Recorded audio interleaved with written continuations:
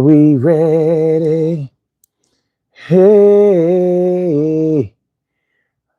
right now. Are we ready? Are we ready? Hey, right now. I gotta wait to see if we good. Are we ready? Are we ready? We good.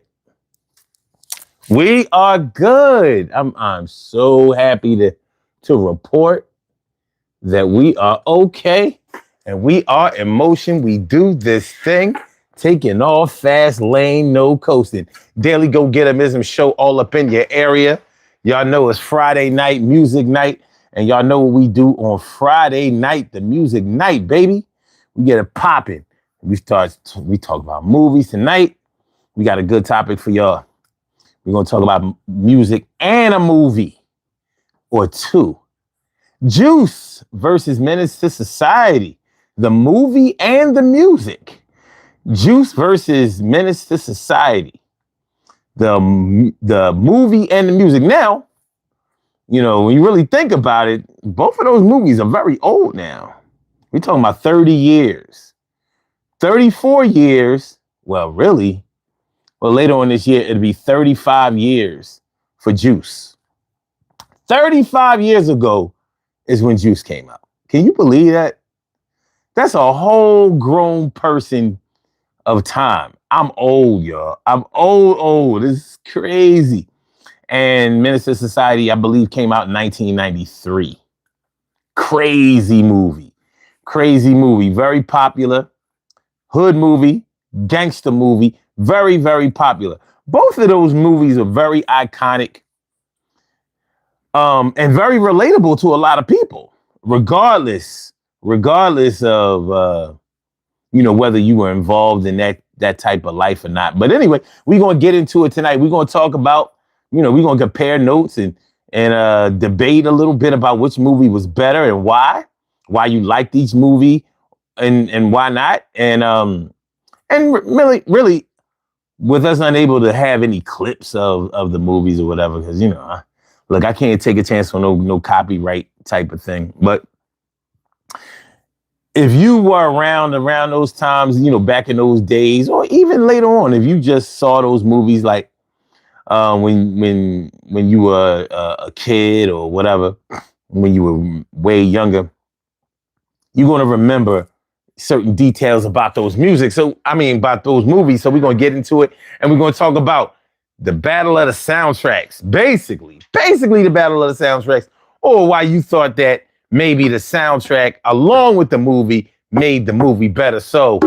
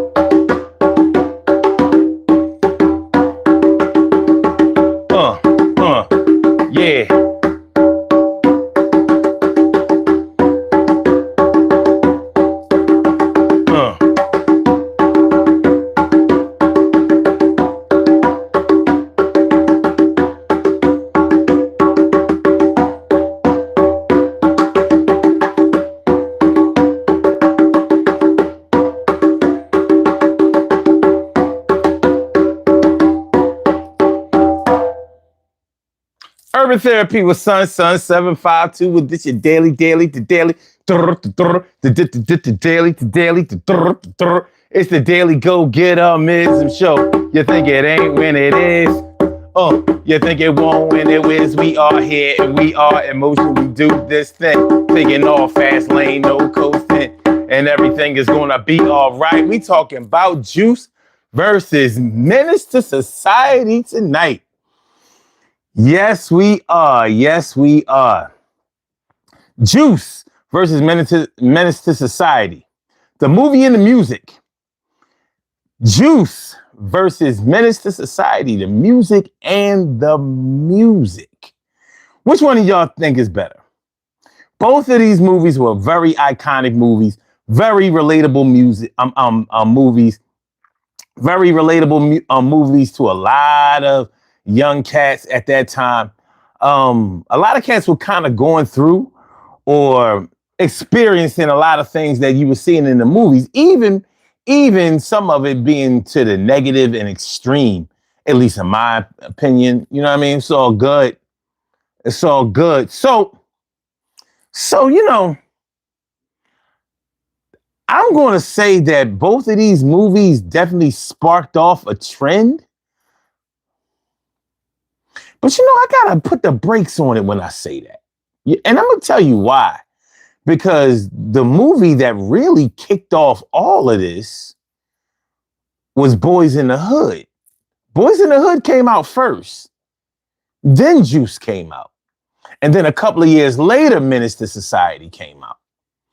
But after Boys in the Hood, all of these hood gangster movies started coming out. One thing that Juice and Menace had in common was that both of the movies dealt with gang stuff, but there were no gang titles claimed in either of the movies, which I thought was a good idea. It was implied, but it was never said, and for one of the movies to be made on the West Coast, where the gang culture was really, really thriving out there, especially at that time, you would have thought that they would have, at least mentioned one of the B's or the C's, and they didn't. All right. So what up? What up? T. Carey, right? Morning, noon, and night. It's always great to have my peoples going directly into your site. And who is that? Not where? Know the key or not Key Knox?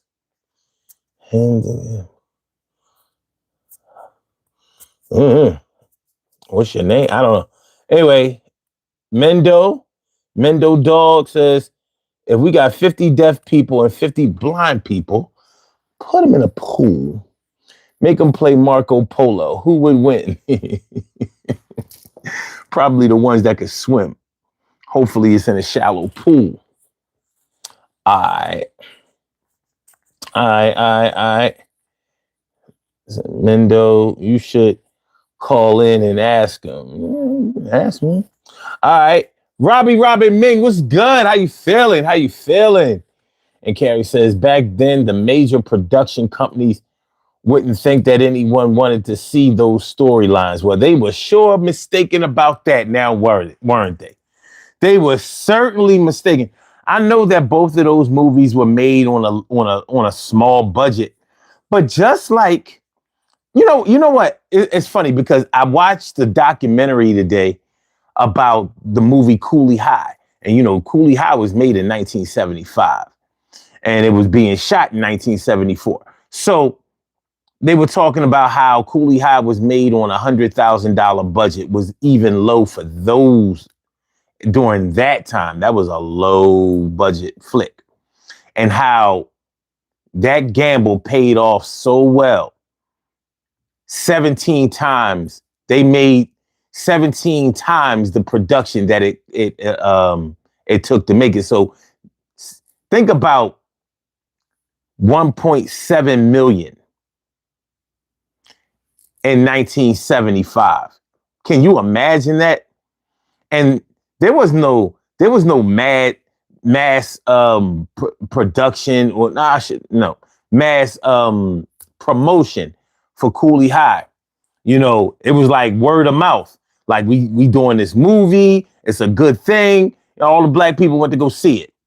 All the black people went to go see it. As a matter of fact, you know, that's one of the ways we check your black card. Like if you don't, I don't care what age you are. I don't care if you're 18 right now, which means that you was born in the 2000s. You got to know Cooley High. You got to go all the way back then.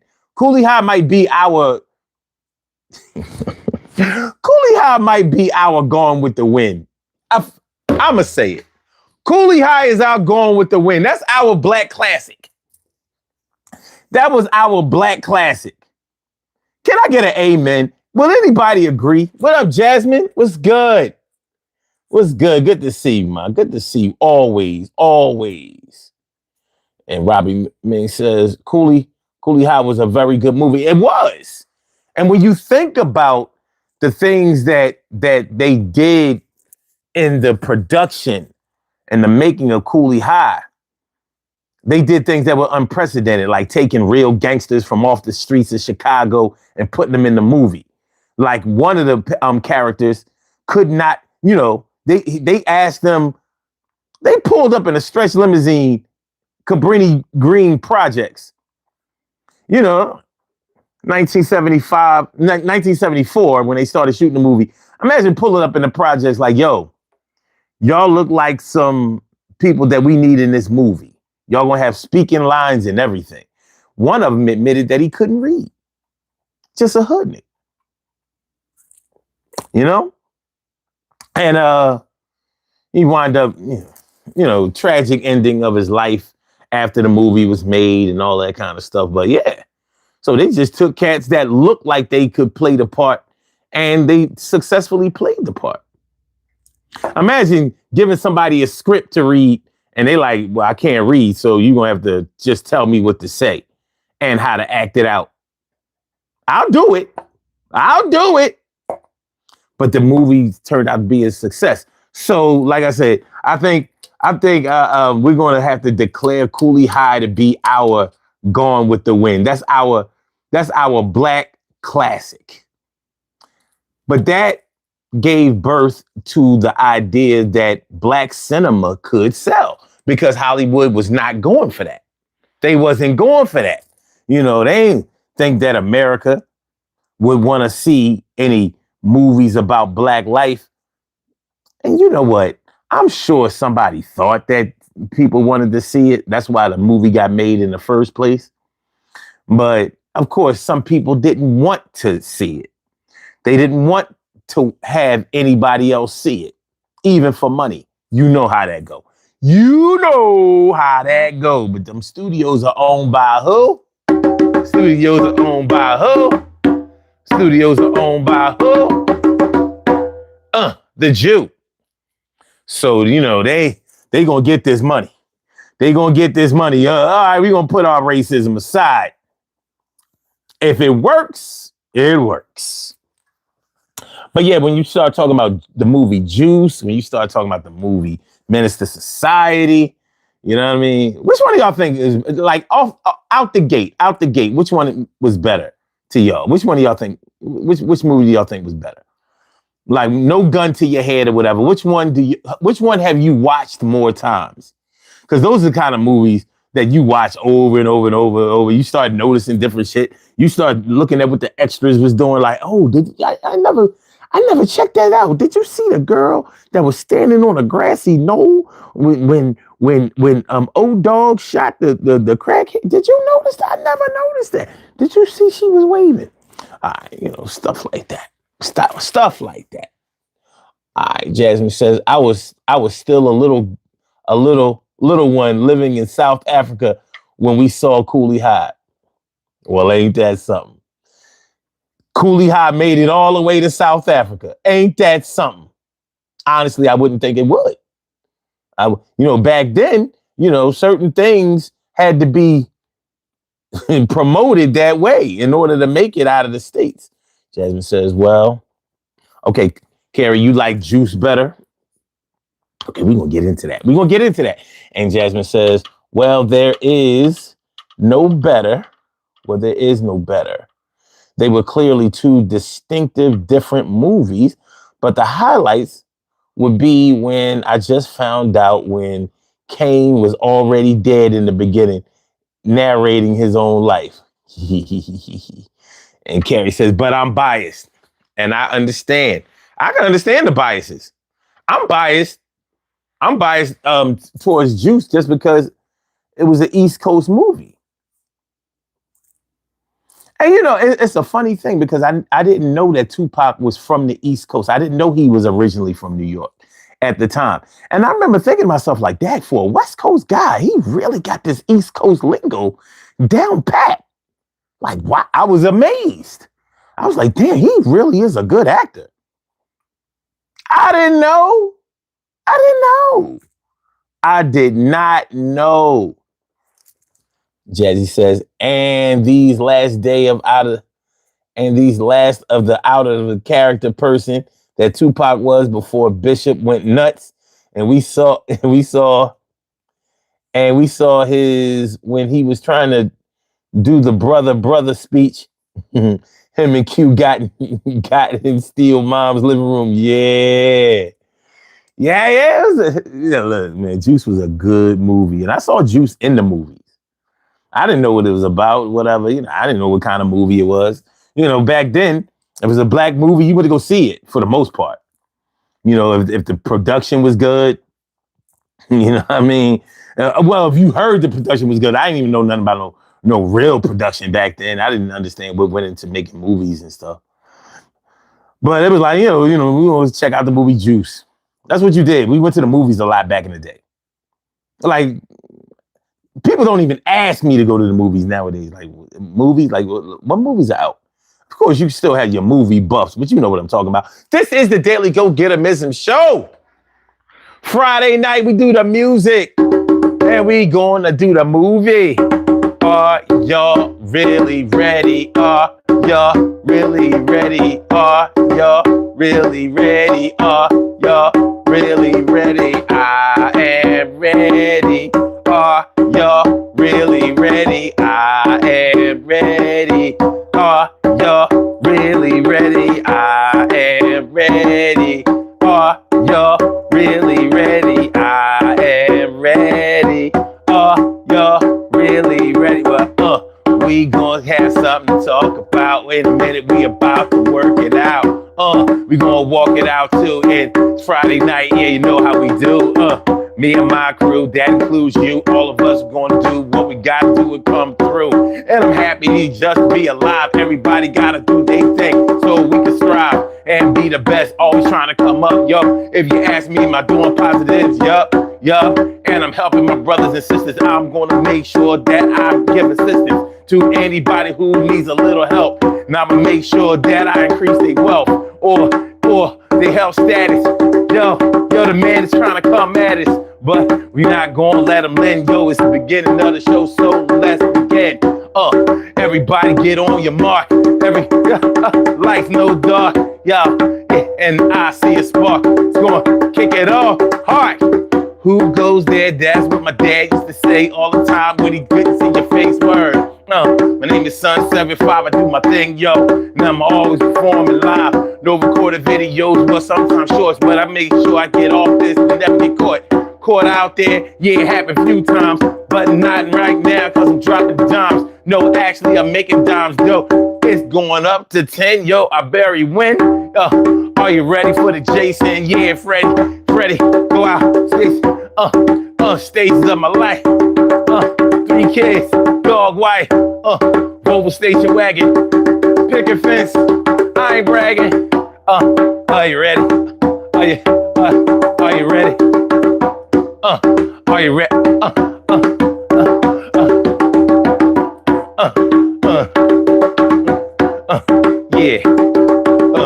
Yeah. What? All right, so let's put the drums away and let's get this thing started. Let's start. You know what I mean? That was the stizzy start. Now we're going to do the starty start. Make sure y'all hit the like button. Make sure y'all hit the like button, please. Please. I said, please. You know, On Friday night, we start early, but people start coming through late. Why do they start coming through late? Because they be forgetting that we're not on at 2 o'clock in the morning. I guess it's just too early for y'all. But Jazzy, if you all the way in South Africa, I don't know if you're still there now, but if you're in South Africa right now, then it's already tomorrow, right? Like it ain't today right now. It's like tomorrow for y'all. And I'm talking about the 11th. Maybe it's not the 10th anymore. It might be nighttime. Let me know. Jazzy says, I think my generation's equivalent of Coolie High would be The Wood. The Wood. Very good movie. Very good movie. Your generation's Coolie High would be The Wood. Even though I really like that movie, I never really thought of it in those terms. Like, could the wood be could the would be would be? It was a good movie. And that movie kicked off a lot of the same kind of movies. You had the mood, you had The Wood, then you had The Best Man. And it was like that kind of kicked off the black romantic comedies. No? Yeah, the black romantic comedy. Yeah. Started to get ridiculous if you ask me. But most of the movies were good. Most of the movies were good. Had very good actors in them. You know what I mean? They did the damn thing. They did the damn thing tonight. This sweater kind of hot. I might have to relieve myself.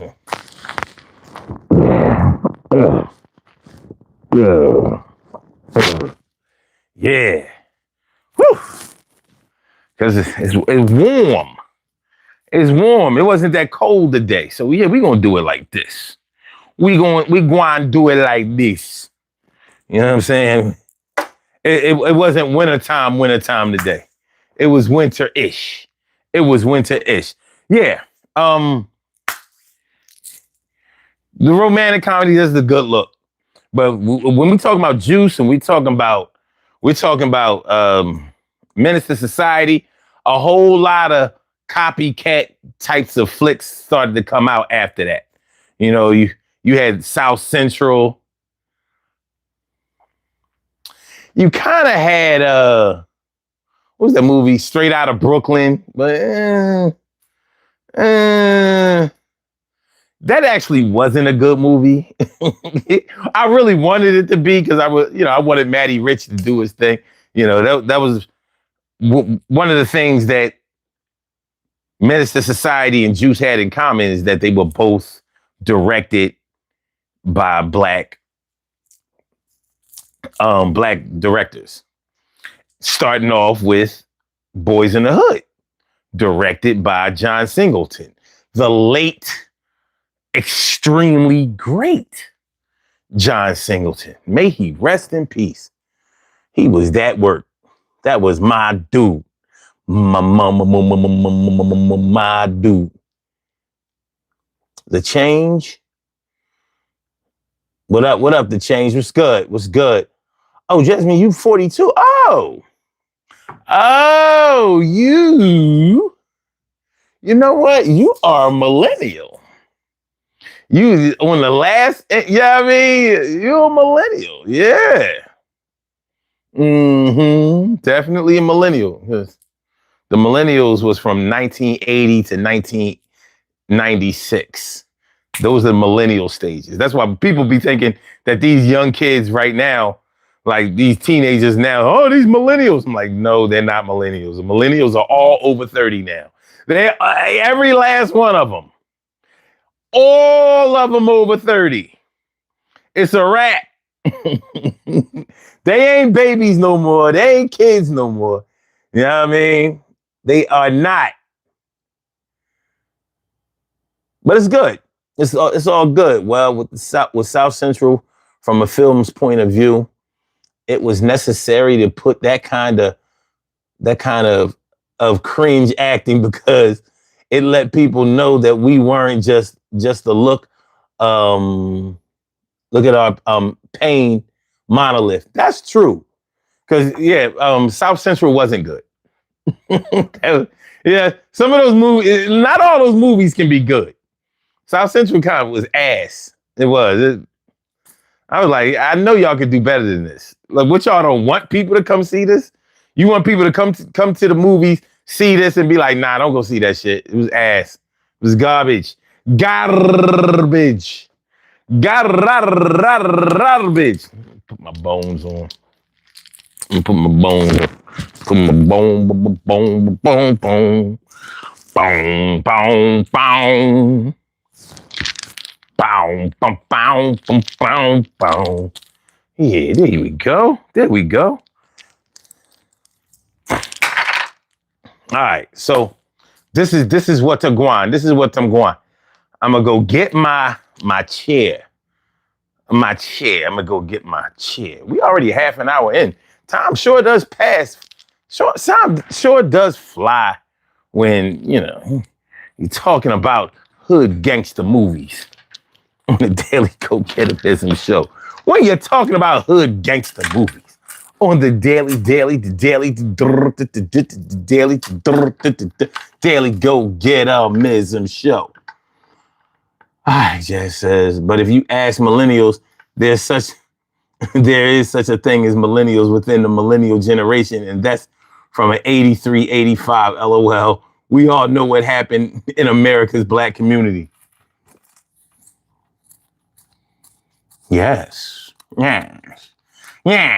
certainly do, don't we? We certainly do, don't we? All right, we have a call on the line. Of familiar proportions. You have a call from.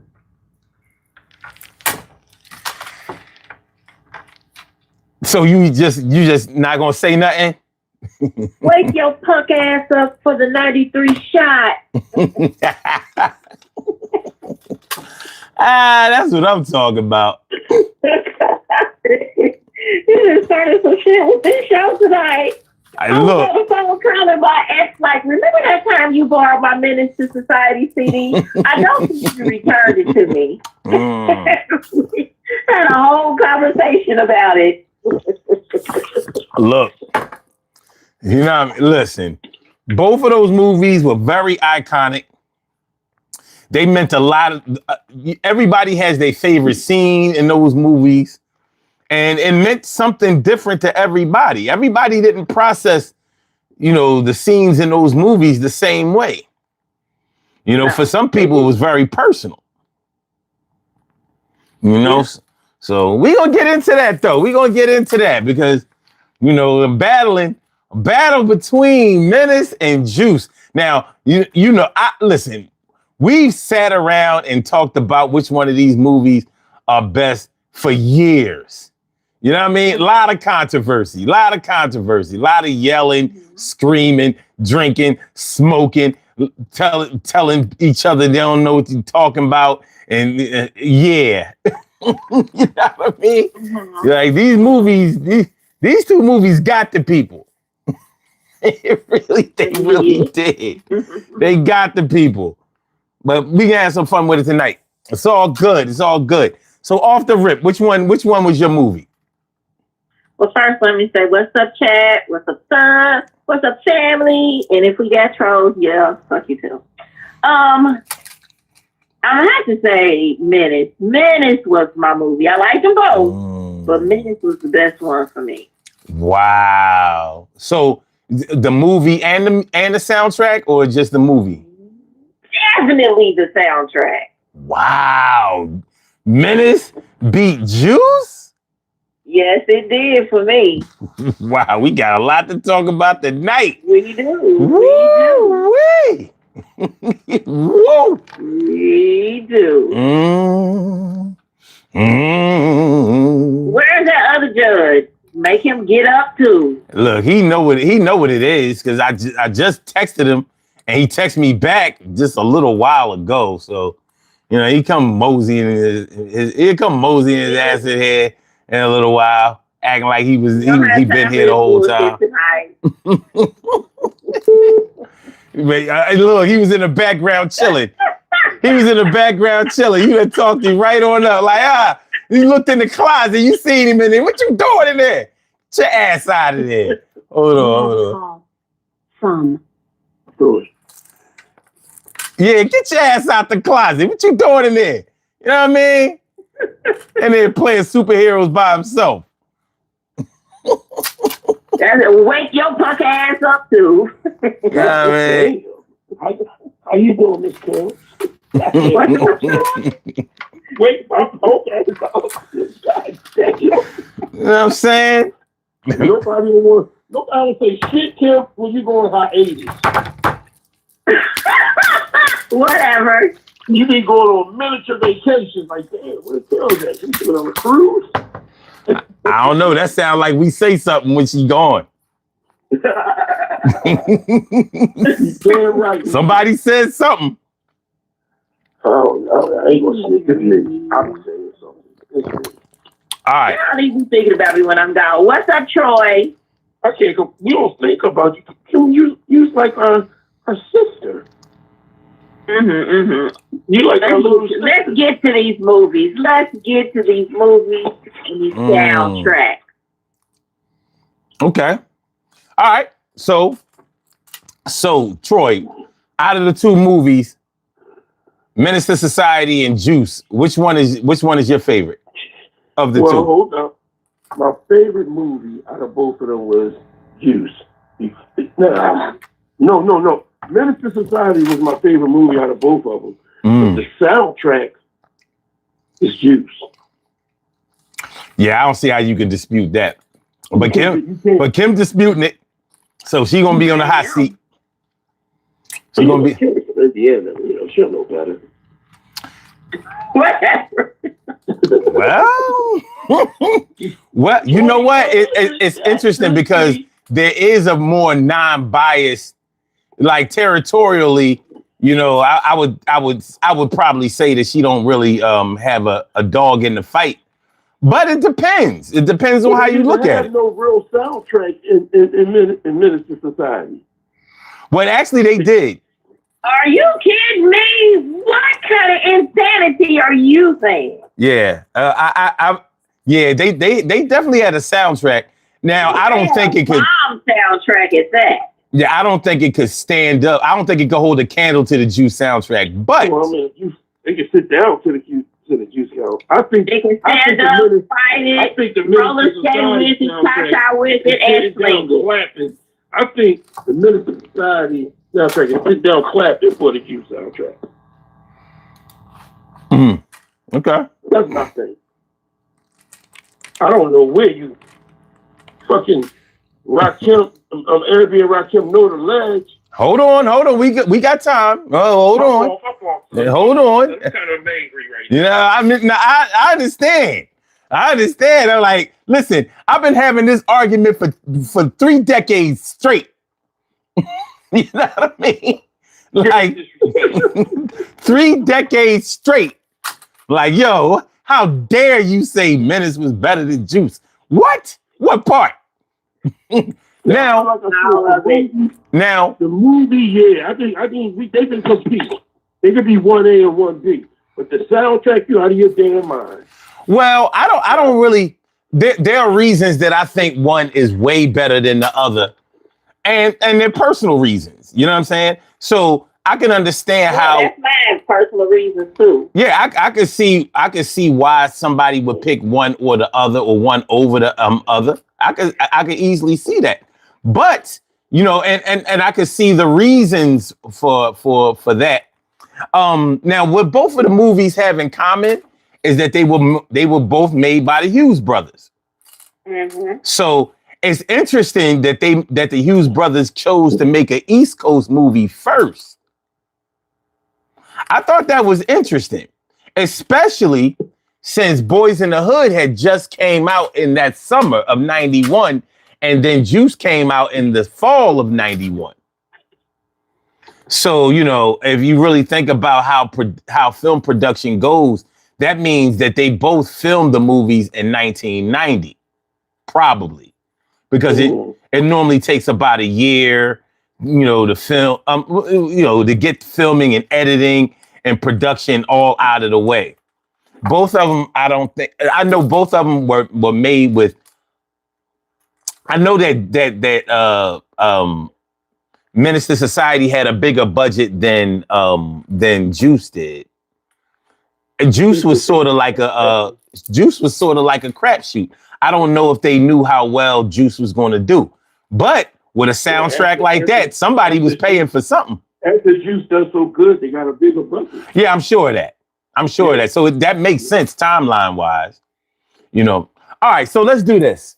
Let's Did you realize me and Son just agreed on something? I don't care. Look, y'all will be disagreeing soon, so we're look. I mean, we agree on a lot of things. It's just, you know what I mean. That don't mean I'm not right. It just means you're a psychopath too. That's all. I mean, listen. My ego tells me that I'm the best, and he ain't lying. So it is what it is. But let's do this. So let's what we're gonna do is we're gonna talk about which movie is the best, and we're gonna start off talking about why we think each movie is the best. I mean, well, the movie that we choose. So that's two Juices versus a Menace to Society, and then in the comments we'll read the comments about why they felt like one movie was better than the other. Now, please, in the comments, please don't start comparing both. Choose one. You know what I mean? Please don't do I like Juice because Tupac was in it, but I like Menace because it was, more real. Like, don't do that. You got to choose. For once in your life, you're going to have to actually choose one. I know we live in a both society these days, but you gotta choose one. You know what I mean? Choose one. So it's either you can't choose your nephew over your son. But some of y'all no good ass parents did that shit. All right, let's go. So all right, so I'll go first.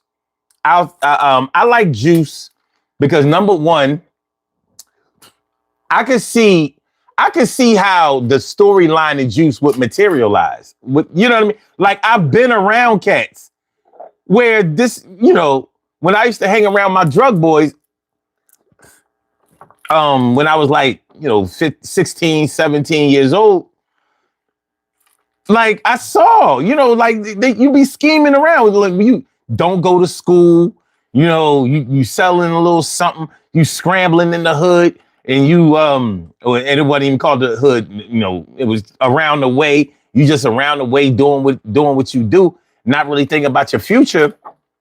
And I could see how you would plan a robbery or something like that, or have to get a gun to protect yourself, because you selling shit and, there's money involved and there's territory involved and all that kind of stuff. So like with Juice, I could see how this could happen, even if you ain't about that life, which is how I saw Q. Like, Q wasn't really about that life. He was really trying to do something with himself. You know what I'm saying? So I dug it from that standpoint. Plus, like, it was an East Coast movie, so they dressed the way we dressed in real time. They looked the way we looked. They talked the way we talked. They went to places that we would go. They were involved in shit that we were involved with. So that's why Juice meant a lot to me. And the soundtrack was all East Coast shit. So with the exception of Cypress Hill. But they played the music that we would play. And shit was hot. So that's why I chose Juice. Oh, the other reason that I chose Juice is because it wasn't 100% negative.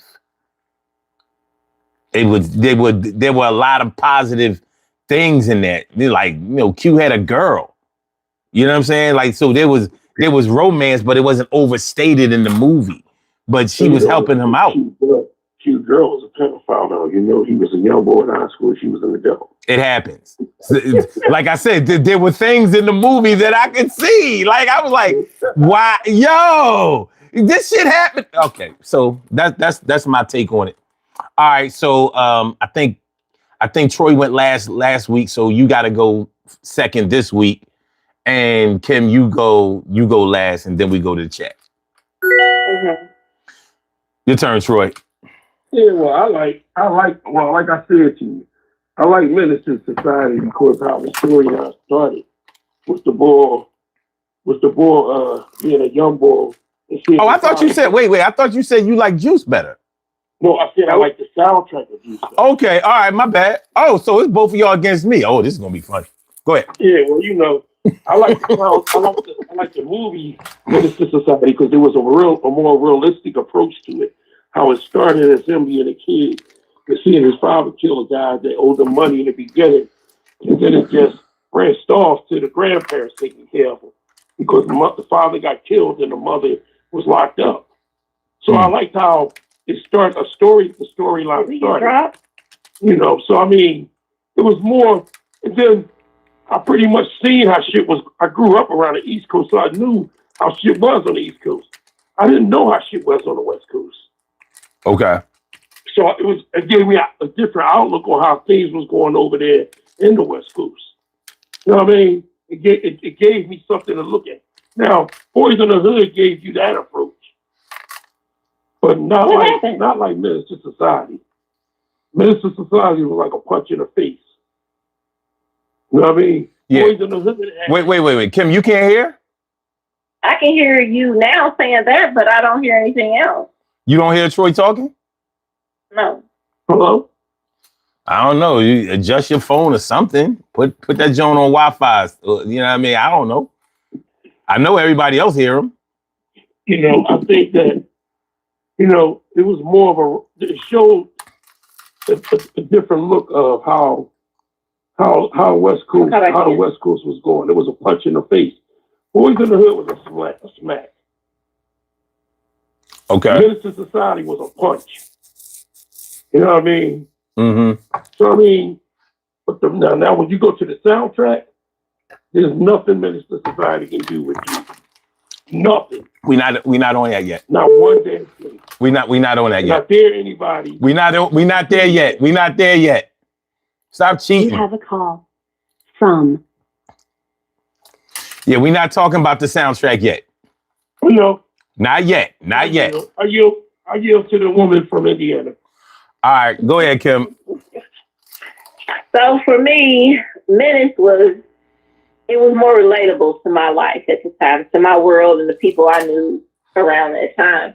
And I think for me, Menace was more about a system, about the systems that were in place that kind of, you know, held a lot of people down, made us have to struggle in a different kind of way. You know, it was a fight or flight kind of situation. And everybody these weren't just high school kids. These were many adults trying to make a way. So it was more relatable for me. It was a lot of, it was very nihilistic in my opinion. It was a different kind of coming of age. It wasn't coming of age from a high school 14, 15, 16-year-old perspective. It was, this is real life shit. We're adults now, and there are consequences to what happens in the adult world. So it was more relatable for me. Menace. Okay. I knew those characters, unfortunately. Well, I'm not going to say unfortunately because that would sound terrible. But I knew some of those characters. Some of those people were people in my world. Okay. All right. Okay. So let's go to the chat. All right. Jasmine says,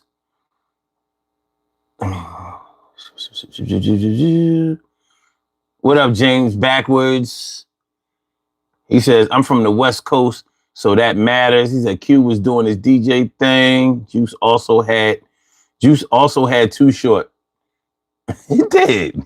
All right, Jasmine says, well, Q Jasmine says, well, Q could have been the most mature for his age character because the nurse cougar lady from In Vogue, yeah.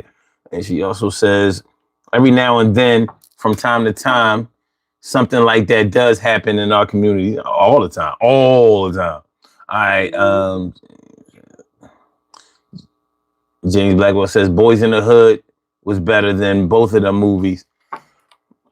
You could argue that. Not the soundtrack, though. Let me see. Mariah says both movies have betrayal in it, but I still chose Menace to Society. Okay. And Carrie says I related to the characters through my cousins and neighborhood dudes. Okay. And your choice is Juice. All right. The Change M says Juice had Pac, Samuel L. Jackson, and PMD. Enough said. Well, not to interrupt you, a lot of people don't know. Samuel Jackson played in Menace to Society too. What part? The beginning part. He was the young boy father. Damn, ain't that some shit? Okay. Yeah, I gotta go back and watch this shit. Go back and watch it, bro. I ain't even noticed that motherfucker moved all the way to California just to play them. All right, cool. After you finish watching it, just remember we are the world. That's what's okay. All right, bet. All right, this is a conundrum. Literally have 15 favorites and always will, and I watched both over and over, and I'm still finding out new things about both of them. Okay. All right, Carrie. So you co-signed. You was talking about Juice. Chad, Charles, what's good? What's good? He says change, but Menace had Bill Duke, Samuel L. Jackson, and Clifton Powell. True. All right. So, okay. So this is what we're going to do. Now we're going to talk about the one that we didn't choose and why we didn't choose it. So y'all understand what we're doing? Okay. Now, we initially talked about which movie we chose out of the two and why we chose it or what we liked about it. Now we're going to talk about the one that we didn't choose and why we didn't choose it. Okay. I didn't choose Menace to Society. To be honest with you, I never liked the movie. It was way too negative. It was way too crazy. And it looked like it was just, to me, they seemed like unreal characters, like killing motherfuckers over cheeseburgers and, you know, I mean, not over cheeseburgers, killing motherfuckers, you know, for offering the stuff it was just too much fucking negativity. It was just too much ruthlessness, recklessness, and whatever. And I've been around killers and I've been around knuckleheads, and I never seen nothing like O-Dog. Nothing like it. You know, and I was just like, it was just on and on. They killed the you know, in the Chinese person in the Chinese store or whatever, and made the tape of it. I mean, took the tape and was showing. I'm like, this shit. I didn't grow up in no gang culture. You know what I'm saying? And I know for a fact that all of LA ain't like that. You know what I mean? It ain't like that. But it was so extreme. Like it just seemed to me like the movie was just going for shock value, scene after shock value, scene after shock value, scene. And I wasn't really feeling that. So, you know, I didn't really like the movie, didn't really like the soundtrack, you know what I mean? And every time, you know, somebody was like, yeah, Menace was the shit. I was like, because they was like superheroes. You do all of this dirt and nothing happened to you. I'm like, where they do that? So, you know. So the good guys definitely didn't win in Menace. So that's why I didn't choose Menace. Mm-hmm. Your turn, Troy. Okay, well, I didn't choose Juice because I grew up living in that type of environment. You know what I mean? I grew up with the DJs, and I grew up with certain situations that happened like that. I remember like two people I knew growing up, but they were friends of mine with DJs and wound up getting killed. You know what I mean? But Juice was more shit. I remember seeing shit that I seen in the Menace to Society around the way. You know what I mean? I remember motherfuckers shooting people over stupid shit. I had a boy that got killed over a basketball game. Mm-hmm. So stupid shit. If people got killed over stupid shit for stupid fucking reasons. You know what I mean? I had another boy, a young boy that was like all these boys like my brother. I had one got killed over the dozens, cracking jokes on each other. Boy, I shot up 16 times over cracking jokes on one another. So I mean, at the end of the day, I lived in an environment where as though in juice it wasn't as like prevalent like that. Like I can see both parts, but I lived in that environment. I didn't live in fucking LA environment, so I didn't know much about LA. You know what I mean? I just see people waking up with some stupid shit going on every fucking day of their life. They don't always have to be killing. I wake up every day and there's always some stupid shit in my fucking life. You know what I mean? But at the end of the day, Menace to Society, I just felt as though it gave me a look of how gang life was in LA. Well, you supposed to be talking about why you didn't choose Juice, not why you chose. It didn't give me a realistic version of all the shit. Because I mean, it just was, you know, it didn't show me really much or anything. You know what I mean? Okay. This gives me insight, a real deep insight of, like, even, like, the movie ended with the boy saying, now you got the juice. No, how did he get the juice? Show me more. No, because it was, especially in New York, that shooting somebody just to get a rep shit was very, very prevalent. Motherfuckers was doing that shit. Literally, because you have to remember that was when a lot of that wilding shit was going on. Yeah, but what's the next?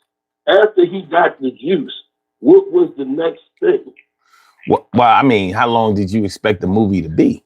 No, I'm just, it could have went to him becoming one of the greatest DJs ever, or DJing for a rapper. It could have showed something different. No, that's not what he had the juice for. He had the juice because he caught a body. Yeah. Right, for killing Tupac. Yeah. So that was show me how was his demeanor afterwards. Okay. They could have done that during the closing credits. Okay. You know what I mean? They could have showed me some part of how his demeanor was at the end of it. You know, in Menace to Society, when the boy did that, he beat the girl cousin up. They showed me behind that reaction, there's a reaction. The boy got killed. And all the boys that was with him, the Muslim boy got killed and all that shit. So, but remember, Q didn't want the juice. He didn't declare. I said, Q didn't want the juice. He got it now. Yeah, but he didn't declare himself having it. Man, he tried to save Tupac. He didn't try to. He didn't drive. I wanted more. That's my decision. I'm over with it now. Your turn, Tels. Okay. You ain't doing that. You ain't getting me there tonight. Well, I'm just saying, I mean, you have to acknowledge that he didn't declare himself to have the juice. He didn't say, I got the juice now. The bull said you got the juice now. The bull, it was gifted to him. And remember, Q shook his head like, nah, we ain't doing that. He shook his head like, no, I ain't got no juice. You have a call from. And what's going on with you? I have no idea. I don't know what's happening. What, you couldn't hear? I couldn't hear Troy. Huh. Can you hear him now? Say something, Troy. Hello? Hello? Yeah, I can hear him now. You just don't show to the live stream with Troy on it. All right. I don't know. I don't know if it's. I don't know. I got the juice. All right, your turn, Kim. Why you didn't choose the other? What you say? Why you didn't choose Juice? Because Juice seemed a little darker to me. And I think it's because the dynamic of the friendship was so different. Like, I come from a group of friends. We're friends and we stay friends. Like, we weren't trying to kill each other. It was just different. And especially in high school, we didn't have that kind of dynamic. And maybe it's because I'm a girl. So I didn't see that kind of animosity in my friend group like they did. It just was so dark in comparison to the other movie to me. I didn't dislike Juice. I just liked Menace better. It was more relatable. Juice was not me. Although it was real life and there were people like that who I was familiar with, it wasn't relatable in my world. And just that friendship dynamic was just different. Like these kids now act like that. These kids now have animosity in their friendship group at a young age. We didn't go, well, I know I didn't. And the people around me didn't. Like we were friends then, we're still friends now. We didn't have a bunch of I'm gonna kill my friend kind of stuff then. So I don't know, I just couldn't relate to it. Okay. Okay. Do you normally like do you normally have to relate to movies in order to enjoy them? No. Okay. All right. Let's go to the chat. Okay. All right, y'all not following directions because y'all supposed to be saying why y'all didn't choose the other movie that you said wasn't your favorite. But I'll read y'all shit anyway. All right. James Blackhead says shooting someone to get a rep just seems so stupid. They was living that. Now, if you remember Gangstar had a whole song about it just to get a rep. And there was a reason he made that song. That's what it was a lot of that shit going on in New York at that time. I'm talking like 1990, 1991, 92. It was crazy. Let me see. Robin Ming says Cooley High had the best soundtrack to me. It did, but you know, all of the songs was all jumbled up. It was Cooley High was supposed to be set in 1964. They had songs from 63, then 66, 68. You know what I mean? Like they just said, look, it was the 60s, goddamn. We gonna do whatever we want. We'll just talk about nothing. Carrie said, nah, them not showing his reaction made the audience have a convo about how he could have responded once he had the juice that he didn't even want. Okay. That's what I was saying. I mean, give me something more. I hate bad endings. I mean, that's funny because I didn't consider that to be a bad ending. Like, now I've seen movies where I was like, I don't think it was a bad ending at all. It was a good ending. Yeah, I thought it was great. Don't get me wrong, the movie was great. Yeah, I definitely didn't think it was bad. I'm not saying that the movie was bad, but I just needed more from it, man. I like to know what happened after that. After he killed Tupac and the boy said, "You got the juice." What happened after that, man? Okay, Carrie said it was meant to make you think about the decision making after the trauma, and she said Menace was darker to me because the violence was senseless. Yeah, I guess it depends on what you call dark. I'm like, yo, I wouldn't have wanted to be cool with nobody in that movie. Like, yo, these motherfuckers don't give a fuck. Heartless bastards. All right, let me see. James Backward says, agree, Carrie, but it shows we were in our community, not solution-based at all. Interesting. Jasmine says, and I think that it was meant to be solved the way it was seen through both lenses of both movies from coast to coast. Interesting. All right. That makes sense. Jasmine says, why else would anybody want to play and make believe if not to have somebody relate? Interesting. Okay. Mm-hmm. Well, it depends on the movie. Like, most movies that I see, it's not that I can relate to them. It's just that I think it's a good storyline. You know what I mean? I can't be in every movie. You know, like a movie like 300 or Gladiator. I definitely can't relate to none of that shit. You can't relate to kicking somebody in the ass and talk about this is Sparta. Right? Like Oh, I can't insert myself into every movie. But okay. I can relate to kicking somebody in the ass and saying that. All right, James. Hold on, Troy. Chill. We reading the comments. All right. James Backward says, yes, I have to relate to movies in order for it to keep my attention. Interesting. Okay. And Carrie says, I said why I didn't choose it. Wait a minute. I said why I didn't choose it. I agreed with you. You said my reasons. Yeah, I got you. I got you. Okay, Robbie, she saw Menace, but she didn't see Juice. Okay.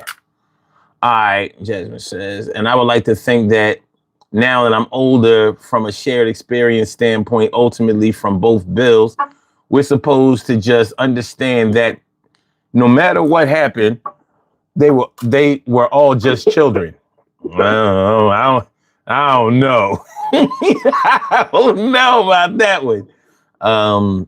Carrie says, you and I aren't saying the same thing, sir. Okay, bet.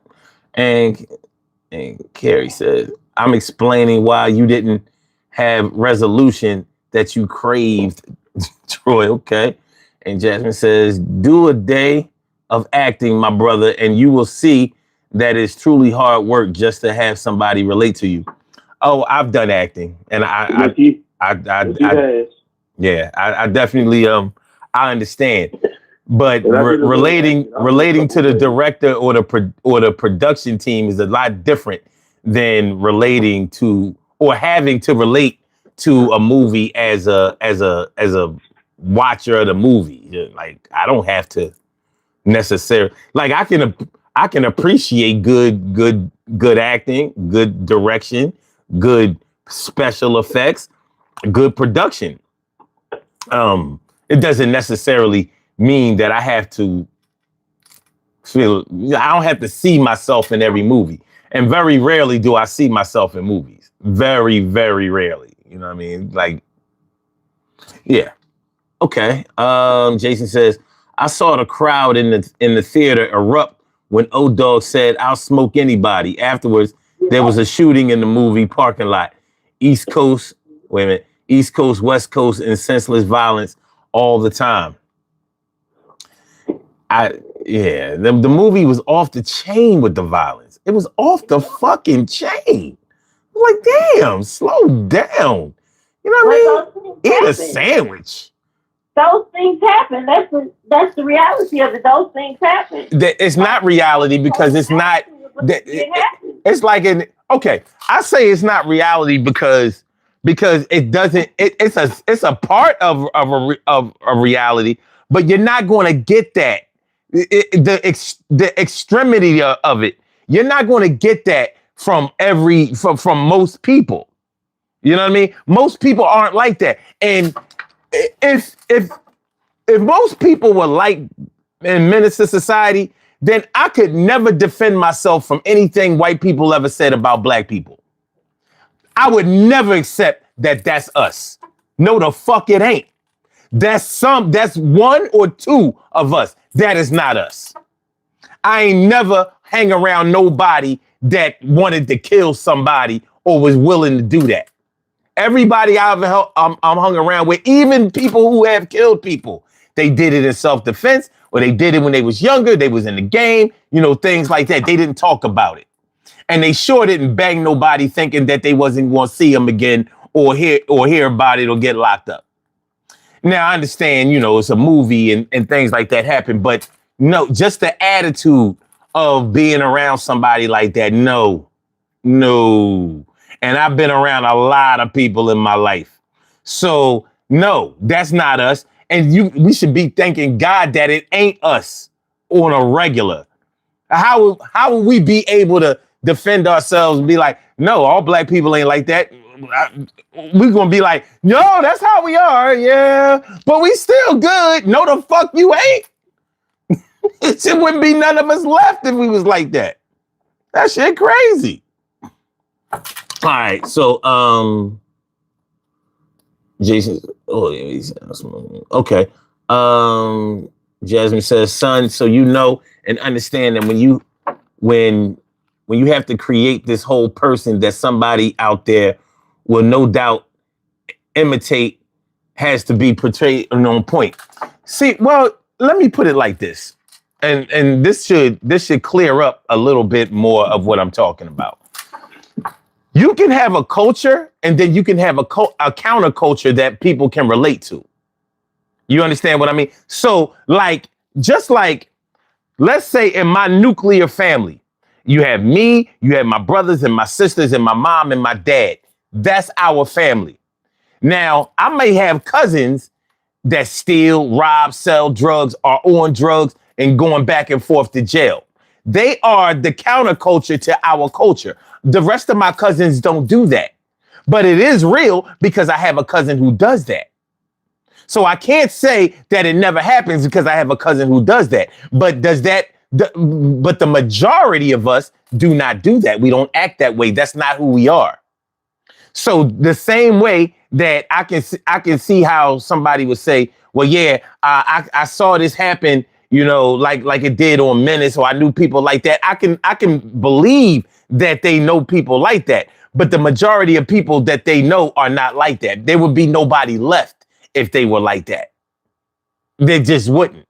Because nobody is going to allow anybody to live and grow and procreate. Everybody would be dead by the time they were 16 or 18. So that's what I mean by that for the most part. Yes, it has a segment or it has some reality to it. It just doesn't apply to all. You know what I mean? Like we can't stereotype. Or look, I know black people that don't like chicken. Imagine that. But it's true. So, it keeps us from being able to say everybody. But in a negative situation like that, I'm glad as hell it ain't everybody. I would have never came outside like, man, I'm not dealing with all of this. You know what I mean? Okay. Let me see. Jasmine says, Miss Kim is right because it is a reality to a mass of people now. Individually, you can think for yourself and be like, oh, it's been scripted, but you already know that a group of people was on that. Okay. Jason says, T. Carey, I went with 3 friends, one of whom was mad soft. After the crowd cheered at that time, whispered to my friends that we were out as soon as the credits rolled. I knew it was going to be bad. You know how the movies used to be back then. Where'd you go see it? Because that had a lot, like Menace was a movie that you probably need to go see out 309. You ain't want to go to, it probably wasn't a good idea to go see that downtown. You know what I mean? At the Duke and Duchess. All right. Okay. Carrie says, Jasmine, both movies definitely showcased behaviors of a group of people. And James says, oh, dog, it's not reality. He was a figment of the imagination. Jasmine says, so indirectly, some violent black movies have inspired what we know is cult activity. Yes. Because I still remember the riot downtown after the movie The Last Dragon. And that wasn't even no super violent movie. But, you know what I mean? If you add in a movie that gets people hyper and then police harassment, and what do you think is going to happen on an Easter Sunday when everybody is dressed up and chilling and hanging out? And Philly at that time, that was on Chestnut Street.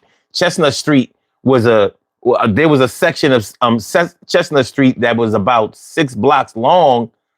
I think it was from 19th to Broad Street, which was so that's 19th to 14th Street, because Broad Street is representative of 14th Street, where cars couldn't go down the street. So it was a place where you could go to the arcades and the movies and shopping, the candy shop and all of that kind of shit.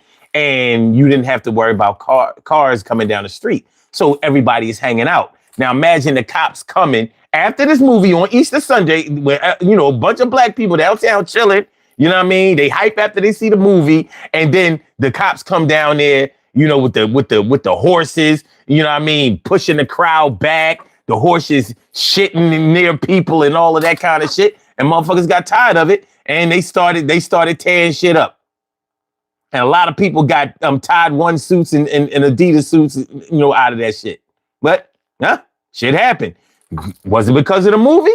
I think the movie assisted, but I wouldn't say that it was because of the movie. I think it was because of the police brutality and harassment mixed in with, you know what?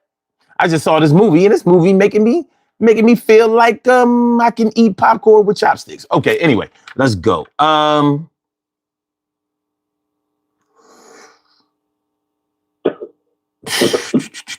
What's up, Vontago?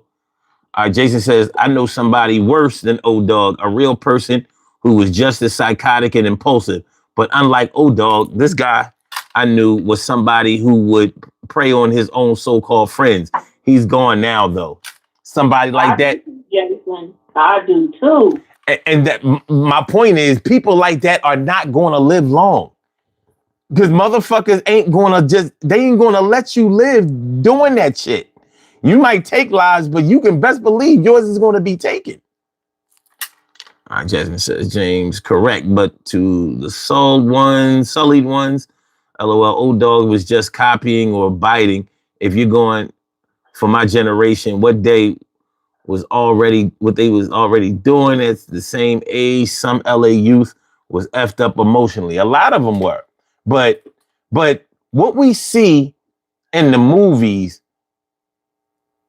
like I've been out to LA a couple of times. It's not like, you know what I mean? Like, just like, all right, in Philly, there's this area called the Badlands. It's not the worst part of Philly, but you know what I mean? Its name lets you know that it's a dangerous area. Now, of course, there's some people down there that do a lot of dirt, but they are not the majority. They are the most well known. Just like you go down Kensington, not everybody is on fentanyl and heroin. But of course, if you watch the news, they're not showing you regular people that get up and go to work and take care of their kids and shop at the market and put gas in their car and try to get bonuses and promotions. Black people? What? And so yeah. So of course you hear Kensington, you're gonna feel like, yo, everybody down here is doing this shit. What you don't know is that the people that you see leaning out there and looking all zombie, they're not even from Philly. They came from out in the county, over across the bridge in Jersey, and wherever they came to Philly to get high. They wasn't born here, raised here. You know what I mean? But they don't tell you that. All they telling you is in this neighborhood, that's what it looks like. So I get it. At some point, you have to be able to separate the propaganda, or let me just put it this way. I think you'll be doing yourself a great disservice if you make the exception the rule. It's sort of like when people say, yeah, well, my grandmother, she smoked Viceroys, every day, and she ate nothing but ham sandwiches, hog maws, and ham hocks in the collard greens, and she lived to be 94. Oh yeah? Okay, cool. That's what your grandmother did. And she didn't die of lung cancer or none of that. Right, but she lived to be 94. Cool. Okay. How many friends or family members did your grandmother have that did what she did? The answer is probably going to be none. Granddad died in his 50s. All her other brothers and sisters and all of that, they died and all of that shit. She was an outlier. But plenty of times we'll make the exception the rule to try to justify something that we want to do. And normally what we want to do is foul. You know what I mean? You'll never hear nobody say, yeah, My grandparents ate right all the time, did the right thing, never fucked up, never cheated, stole, or cursed, or none of that. And they lived to be 104. So I don't do none of that either. You don't hear that shit. We always want to make the extreme example the the rule instead of the exception. Yeah, people have done some amazing things. Once you try that shit, and here you are in the ER or the damn medical examiner's office. It is what it is. All right. Is that spray on beard? Every night. Every fucking night. Come on, man. Come on. All right, Jason says, okay, wait. James says, not saying old dog is not real, just not a reflection of a lot of people in reality. Of course, there is a serial killer. Of course. And Jason says, I remember Easter Sunday, 1985. He was everybody. No. Either one of us ever saying he is the image of everybody, or he portrays everybody. No. Well, see, but see, that's the thing, Kim. When you start saying that somebody somebody that's an outlier represents reality, sometimes people hear that's how everybody is.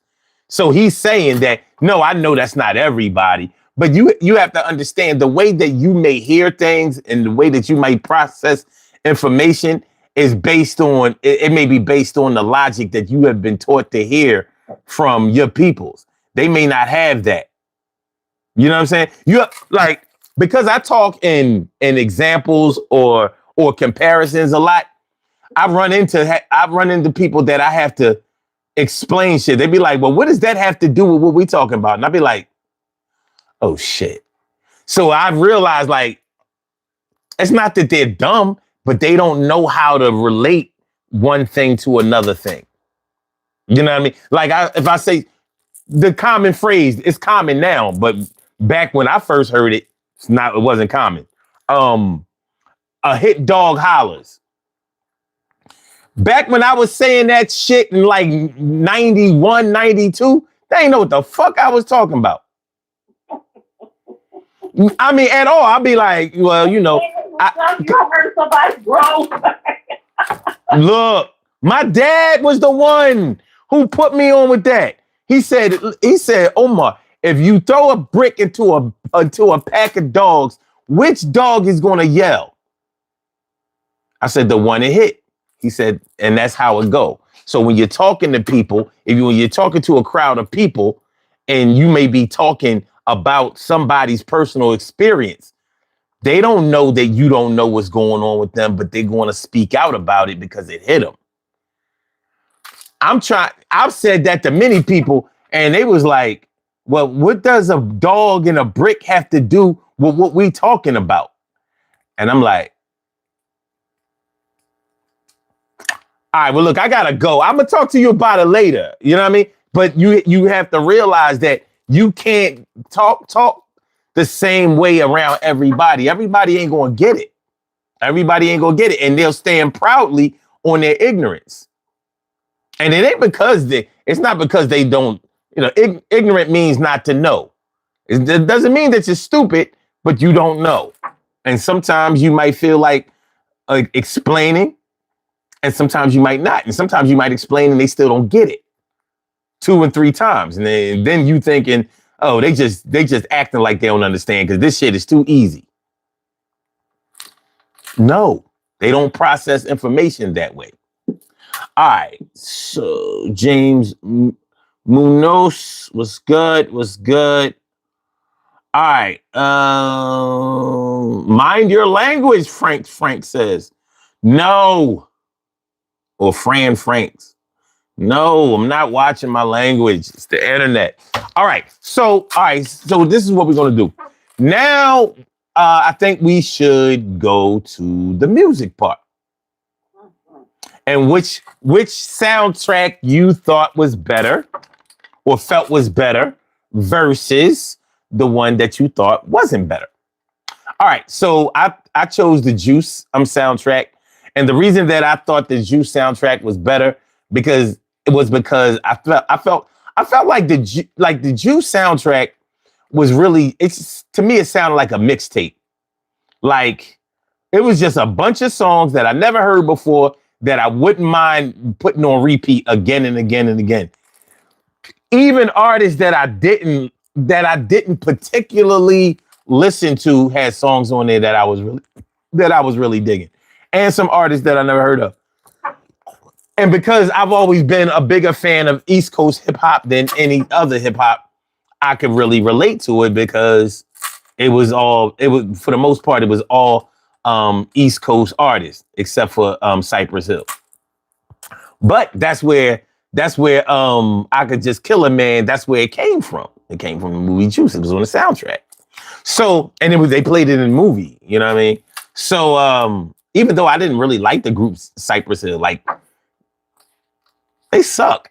You know what I mean? That shit that they was doing, I don't know. I didn't like their voice. Like all that noise. It was cool for first, for a few songs. After a while, I was like, yo, get this shit out of here. They can't even rap.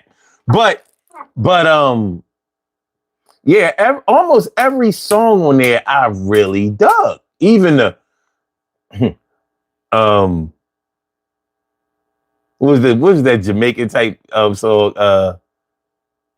What could be better, bitch? What could be better, bitch? Like the soundtrack was Salt and Pepper with the he's gaming on you. He's gaming on you, girl. Gaming on you. And of course, Know the Ledge by Eric B and Rakim, and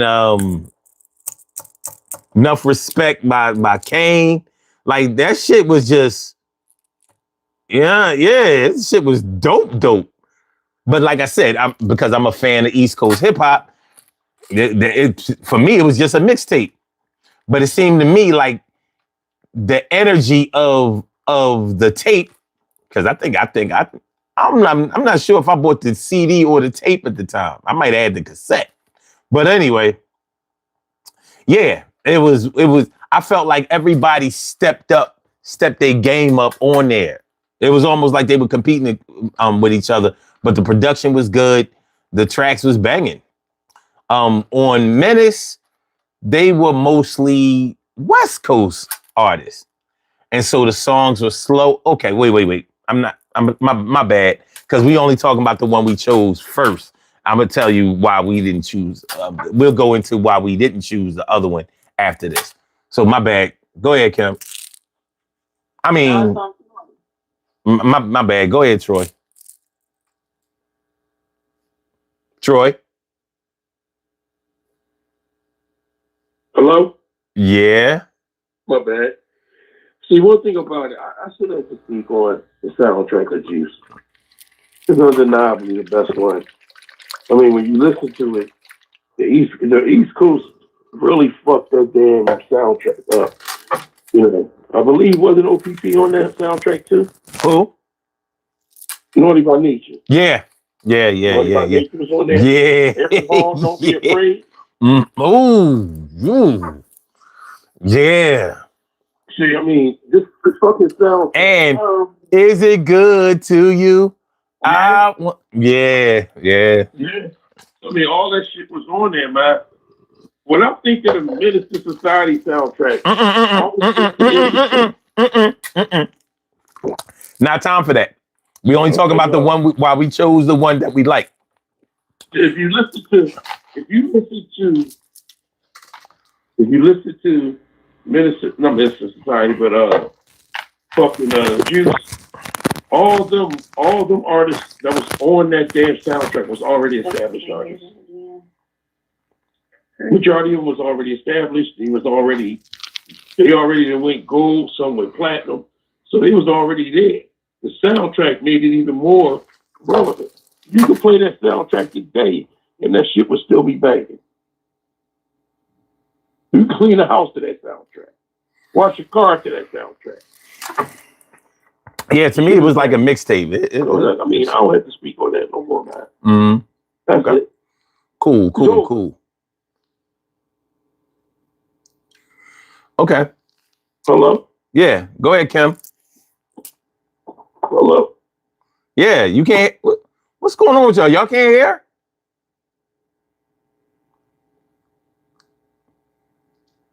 You know what? I'm gonna restart the app because I got a feeling it's because of the app. So it's definitely the app. It's not their fault.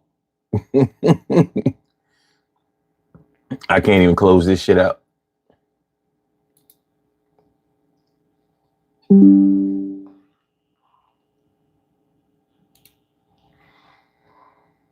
Wait a minute. Hold on, y'all.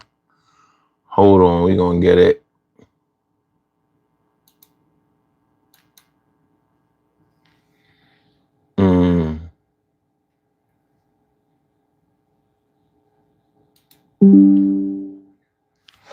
Damn. All right. We're gonna do this. I'm gonna have to restart everything. As bad as I don't want to do that, I'm gonna do it. Fudge. All right. Be right back.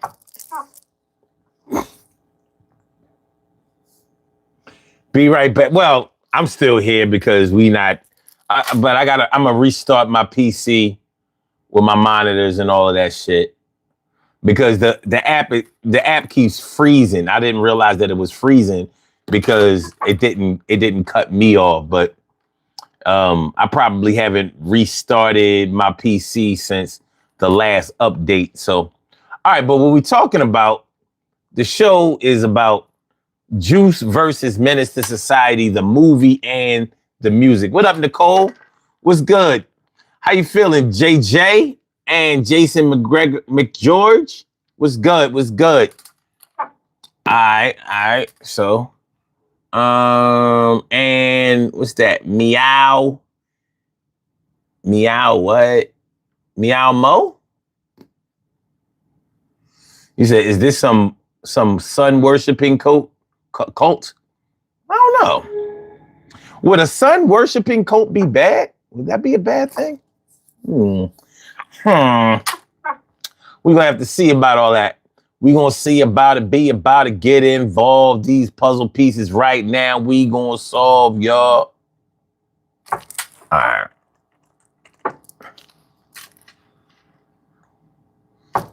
So we get to everything started once again.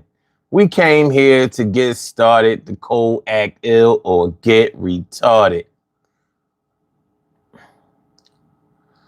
All right, let me pull up the phone app. Get it popping.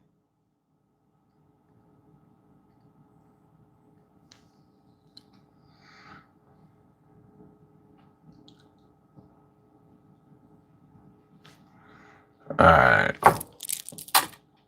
The monitors are back up. Did y'all notice the lighting change? All right. So we're gonna call Kim back.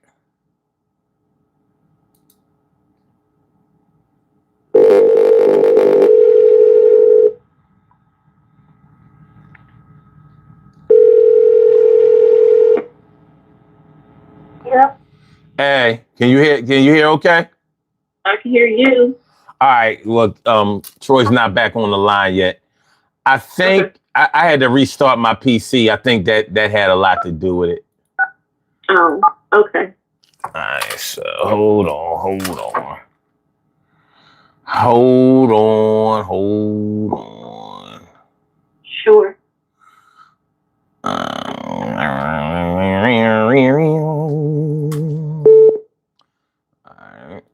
You have a call from. Sure. All right. Can everybody hear everybody now? Well, good morning. Yes, I can hear Troy now. You can hear him now? Yeah, the app was freezing. I didn't really realize that the app was freezing. You know what I mean? But we should be in good shape now. We should be in good shape. Tell you, boy, your app got the juice.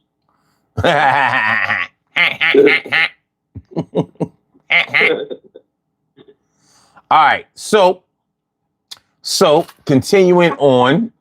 Now, it was true. What I was saying was undeniably that soundtrack. You can play that soundtrack on washing your car, cleaning the house. Wait a minute, sir. You were already finished. It was Kim's turn. Everybody heard you. Heard all that part. Yeah, no, everybody heard you. You know what I mean? Kim, it's your turn. Oh. So, of course, for me, the soundtrack was Menace. Okay. Right? It had more, you could dance to the songs on Menace. To me, you couldn't dance to the songs on Juice. We could play the songs to Menace at parties, and I mean, sometimes it had a bad effect, it's true. But we could dance more to the songs on the Menace soundtrack. And some of those songs were really smooth. So the songs on, well, okay, I'll wait. But the songs on the Menace soundtrack were a little smoother to me.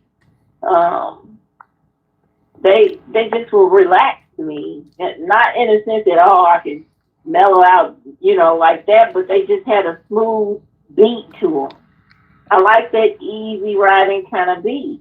And so those songs had that feel to me more than the others. So I preferred the Menace soundtrack. Like I said, we could party and dance to it a little more. Okay. All right. So let's see. So let me say this. I don't think MC8 was the greatest rapper at all.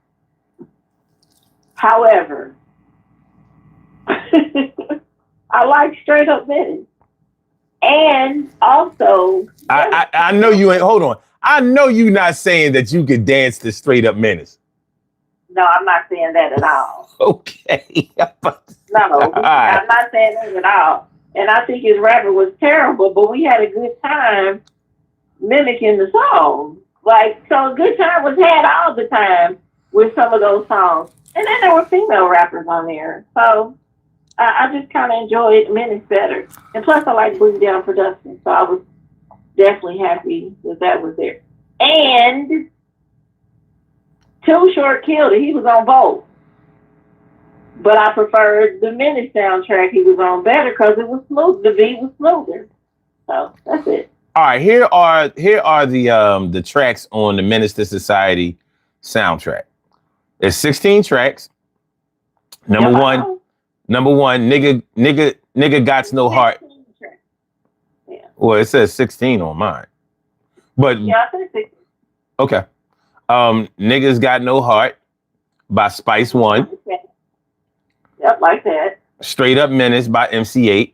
Packing a Gun. Like that. Packing a Gun by Ant Banks. Like that. Top of the World by Kenya Groove. Definitely like that. Only the Strong Survive by Too Short. Like that. All Over a Hoe by Miss Kilo. Acting an ass. Gorillas Ain't Gangsters by The Lynch Mob. Didn't care about that. You've Been Played by Smooth. Acting a fool with that. Lick Them Motherfuckers by Brand Nubian. Nah, didn't care nothing about that. Death Becomes You by Pete Rock. Enjoyed that. Unconditional Love by High Five. P is Still Free. P is Still Free by Boogie Down Productions. Stop Looking at Me by Cutthroats. Pocket Full of Stones by Port Arthur Remix. I'm sorry. Yes! By UGK. Yes! Can't Fuck With a Nigga by DJ Quick. Yes. And another, I guess, a different version of Trigger Gots No Heart. All right. Yeah, that's the one to play for the radio. All right, so let's look at the Juice soundtrack. Let's do that.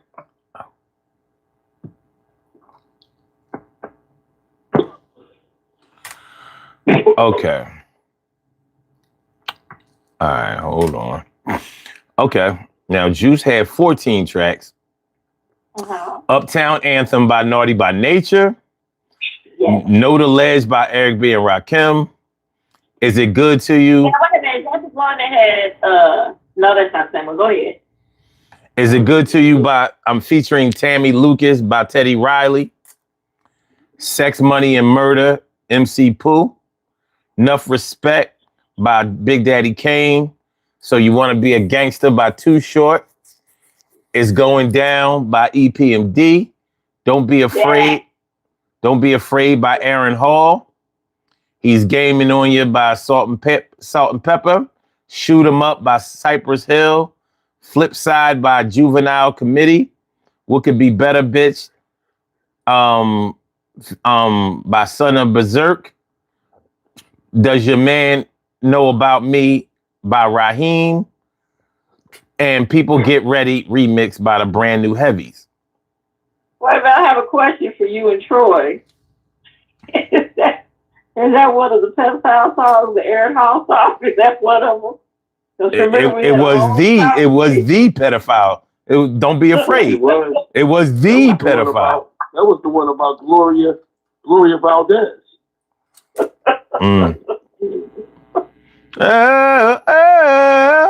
Yeah. But yeah. Now I lay me down to sleep. Now, to me, he had nerve to use a nursery rhyme in that shit. That wasn't a nursery rhyme. That's a prayer. It's a prayer, nursery. However he said, he used the Bible on that fucking pedophile song. He going to hell. Well, it wasn't a pedophile song. It was a rape song. Pedophile rape, same thing. It ain't necessarily have to be no young girl. Gloria Valdez was a fucking video vixen at a young age. Oh, okay. Okay. She was like 16, 17 at the time. Okay. So I could see, like when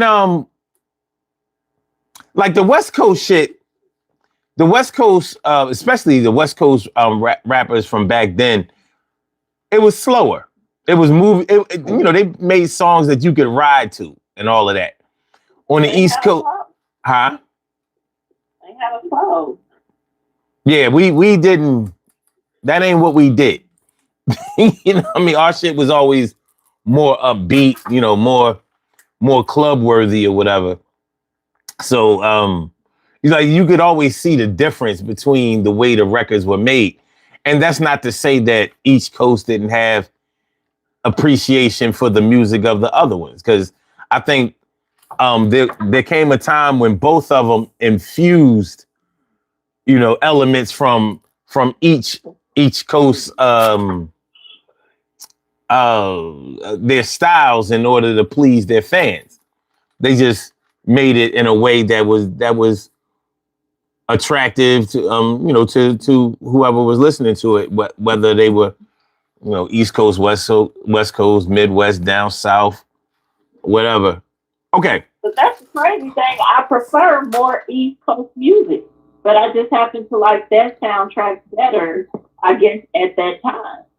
Well, Kim, when I used to go to Milwaukee when I was younger, I would hear shit that I never heard on the East Coast. You know what I mean? Like there were certain artists that my cousins was into because they was hip hoppers, and I never heard that shit. Like Ice-T, Dog in the Wax, and You Don't Quit. I never heard that shit. And when this is 86, and my cousins played that shit for me, I was like, yo, this shit is dope. That's Ice-T, the one that was in breaking and rapping. They was like, yeah, right. They was like, yeah, that's him. I was like, oh, he can rhyme for real? Because that shit he was doing, I was like, I thought he was ass. But they made me a tape of that shit, and I realized, oh, they listen to, they got different shit. And I used to bring them my mixtapes, and they'd be like, yo, what this shit fire? You know what I mean? Like they didn't have the same records that we had. The internet wasn't out yet, and the region was different. So your ears are primed for different things than ours might have been primed with, because they didn't play no Too Short over here and in the 80s. There was none of that. Fuck your shit. Too Short came here and did a concert, and they moved his ass off the stage. Off stage. You know what I mean? And this is after That motherfucker. people probably knew the video, but they ain't like that shit. You know what I mean? That shit was going nowhere. Like, is too short. I couldn't stand that motherfucking song. I don't like that song to this day. Still don't. That shit was ass. Now he had some shit. He had some shit that I did like, but it wasn't the shit that he made videos for or that I heard. But they he was like a fucking. He had to grow on you, bro. Know what I mean? NWA literally made East Coast radio start playing West Coast songs. And if you really think about it, the reason that they was able to get it done is because those beats were East Coast beats. They were East Coast samples that we was already doing, but them motherfuckers could rhyme, and you know, so it was different. So they really kicked in the door. I was having a discussion yesterday. Somebody asked who had a bigger impact on hip hop, and I want to ask y'all this. They said NWA or Wu-Tang. I would say Wu-Tang. That's a good one. But I'm gonna let you answer that first. I would have to go with NWA. If the reason being is that I don't think that there would have been an opportunity for Wu-Tang had NWA did what they did, because it was unprecedented. They went double platinum without radio airplay. That couldn't happen. And they gave the green light for gangster rap. I'm not saying that they invented it, but they kicked the door in. Motherfuckers was not. They rules with it. They didn't stop to follow rules. They just said we're gonna do what we're gonna do. Well, they created it. You know what I mean? They created it. They did it in such a way that was attractive because they like the rhymes and the beats was dope. One thing that East Coast cats always had against West Coast rappers was like, it was like either the rhyme is dope and the beats are ass, or the beats are dope and the rhymes are ass. With NWA, they couldn't, it was undeniable.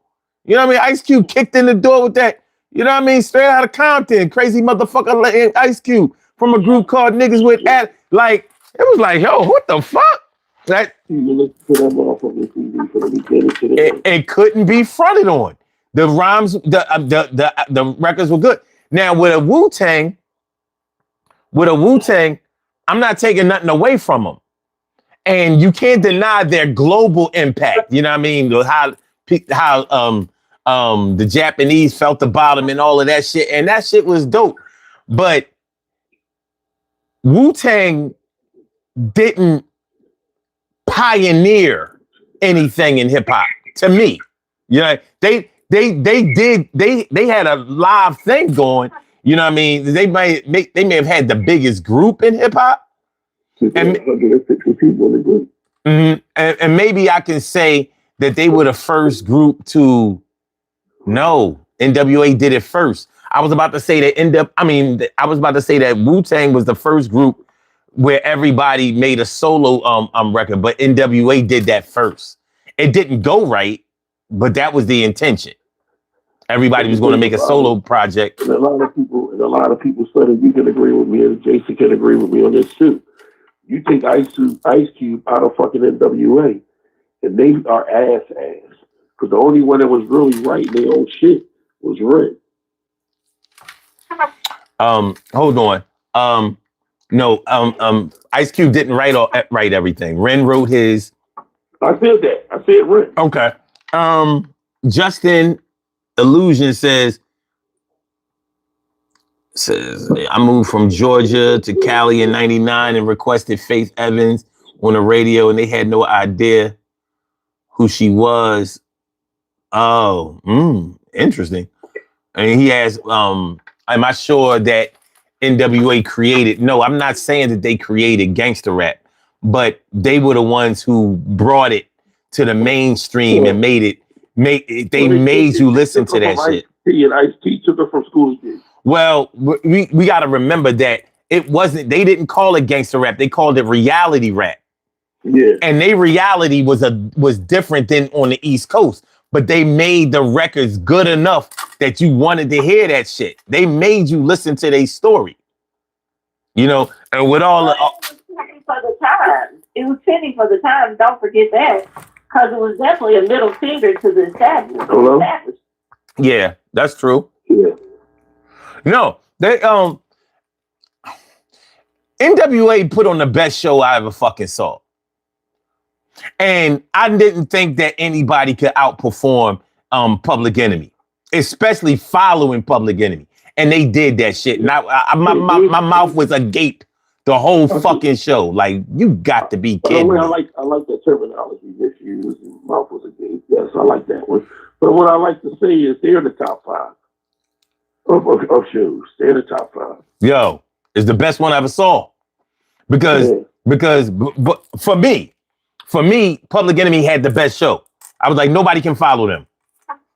Rakim, and well, you know, I mean, that's not fair because that's the worst performer ever, except Slick Rick. He's, you know, between him and Rakim, you know, they can battle for the bottom. But well, I mean, son, I'm not trying to get off subject, but the top 5 performers, I'll put them in the top 5. But DMX is DMX alone. I've seen him perform. The motherfucker, he had you losing your mind and then crying at the end. We're not doing this tonight. All right, so I'm not doing it either. Yeah. You was about to do it. I'm not gonna let you. Okay. No. So no, the thing is, hold on. Fuck. Okay. The thing is, yeah, they called themselves reality rap. You know, they commercialized it and people started calling it gangster rap. They were talking about the reality of their environment. Back to what we talking about when we start talking about Menace to Society versus Juice. You know, like if you take NWA, if you take their music at face value, you think that, you know, people don't always understand satire or embellishment and all of that kind of shit. Like Ice Cube wasn't no member of no gang. He didn't come from a bad family. You know, he was an educated cat who knew how to write rhymes. And, you know, so he was able to create some shit that was so believable. And they sold it so hard. NWA kind of made other groups copy them. I'm not sure if Wu-Tang could be copied because there were so many of them. You know what I mean? You really had to get into them to know who was rhyming and if they was even decent. Like you take Wu-Tang, more 9 times out of 10, you're going to forget about You Got, maybe even Jizza, maybe even Rebel INS. What was his name?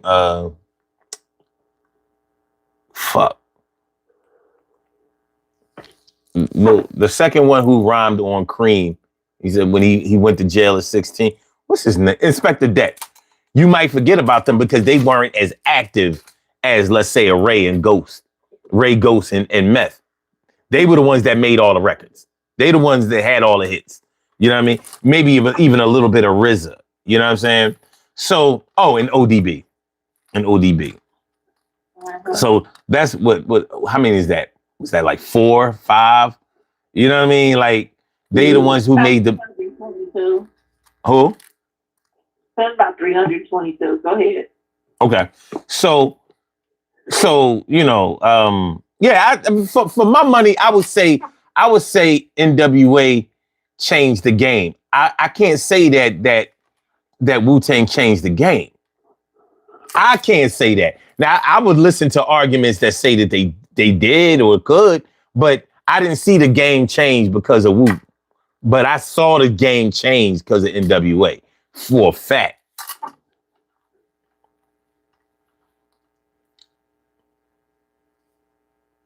Troy? Well, I agree with that. I agree with some of the stuff, but NWA, the relevancy that NWA had, I can't even sit back and say that Wu-Tang can take over that right there. Now, if you really want, when you get to Wu-Tang, at the time Wu-Tang, the relevancy that Wu-Tang has, along with Biggie, is that they don't want to make the East Coast more relevant. So that when Death Row was taking over. So that's what Wu-Tang can hold their head up to.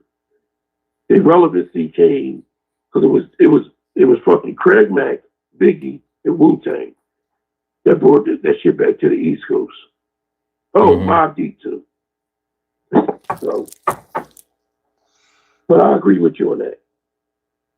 Okay. You cannot not say that NWA has more relevancy to the culture than Wu-Tang at the time. You can't say that NWA had more relevancy to the culture? Well, I mean, what you just said up here saying them words.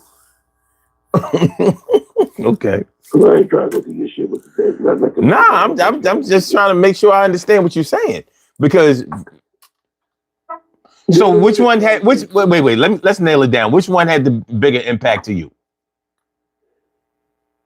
NWA. Okay. That's why NWA had the bigger impact. Okay. Now, one thing that Wu did that I thought was unprecedented was their ability to sell apparel. You know, with them opening up stores, Wu stores, that shit was unprecedented. And still selling it right now. Yeah, that shit was cheap as hell. I mean, even with the fact that they had all these damn rappers in one group and all of them was bar heavy was just as good. That's true. You know what I'm saying? Mm.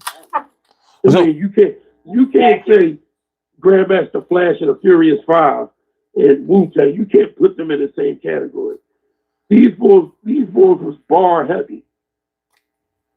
You know what I mean? And you saying Grandmaster Flash and the Furious Five wasn't bar heavy?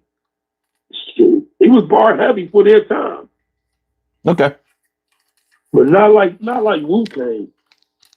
I don't know. My name is Raheem, and I'm a son of a queen. I'm the king of the castle. Don't give me no hassle. Fly girls in the place. Put me on when I'm a part of your life, and you can never go wrong. At first, my name was Danny Dare. The secret weapon, the master plan. I'm sick. All right, Kim. Which one had the biggest impact to you? I already answered it. I told you Wu. Oh, you said the Wu? Okay, my bad. All right. Okay. All right, cool. All right. Okay. All right. So I was going to say we could do this last part. Why you didn't, the soundtrack that you didn't choose and why. We've kind of touched on it, but I'll start off by saying this. I didn't choose Menace to Society as far as being my favorite soundtrack. I didn't really like the album. I listened to it. I didn't like it. I didn't really like none of the songs on there. Just keeping it a buck. I didn't hear no songs on there that I really liked. I was like, they really bombed on this. That's how I felt about it. But it is what it is. But yeah, that's why I chose Juice over Menace to Society. Yeah, I couldn't get into it. I didn't think the songs were very good. Go ahead, Troy. I agree on that shit. It's very rare that we agree on shit. I didn't like the sound. I did like MC8's song, but all that other shit, man. Oh, I love Boogie Down Production. The pussy is free, but the crack costs money. You already know that. How did that song get on there when that song was already like 5, 6 years old? Yeah. But the thing about it, I hate to say it, but to me that soundtrack was Shady McCoy would call Dak Prescott ass.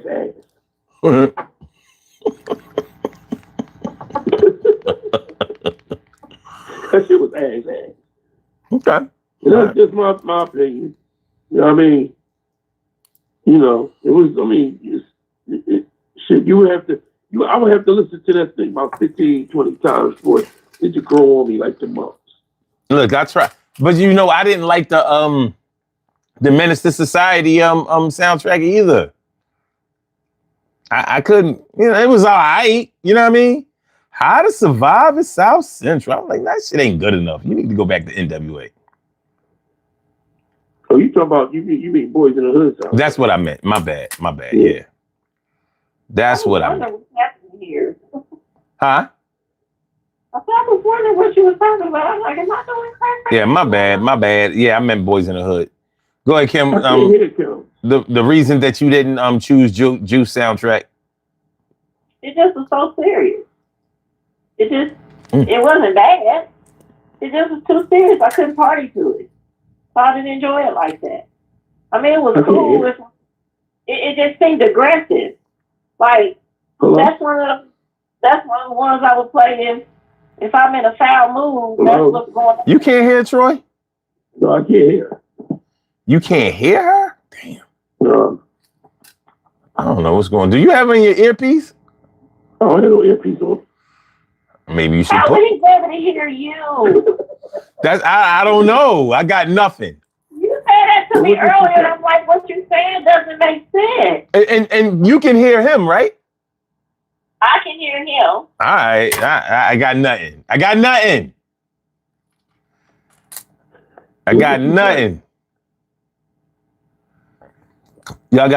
One of y'all got to pay your phone bill. No, it's probably the system. It might have broke down because she liked that bullshit ass fucking Menace to Society shit. I think Troy's sleepy. That sounds like he needs to take a nap. He heard that, didn't he? In the fucking live stream, no, I want to hear nothing about that Menace to Society shit. I didn't like the Juice soundtrack because it always felt aggressive. I like the film. If we get something in a fight, then we can't do it. If we're going to go get into a fight or do some shenanigans, Juice will play. Okay. I mean, we play shenanigans. If we play shenanigans too, we would play. Very disrespectful. Yo, she talking, man. She's talking. You like talking over her. I'm sorry. All right, it's cool. I mean, it's the same too. We play. It would just be a different kind of shenanigans when we played Menace versus the one with you. That's the difference. All right. It wasn't cool, but I liked it. Now, all right. Let's do this last thing. As far as the actors, which movie sparked the longer careers in I guess you could say in Hollywood? Oh, that Oh shit. It seemed like. Wait a minute. Wait, let me go first. All right. Yeah. Let me go first.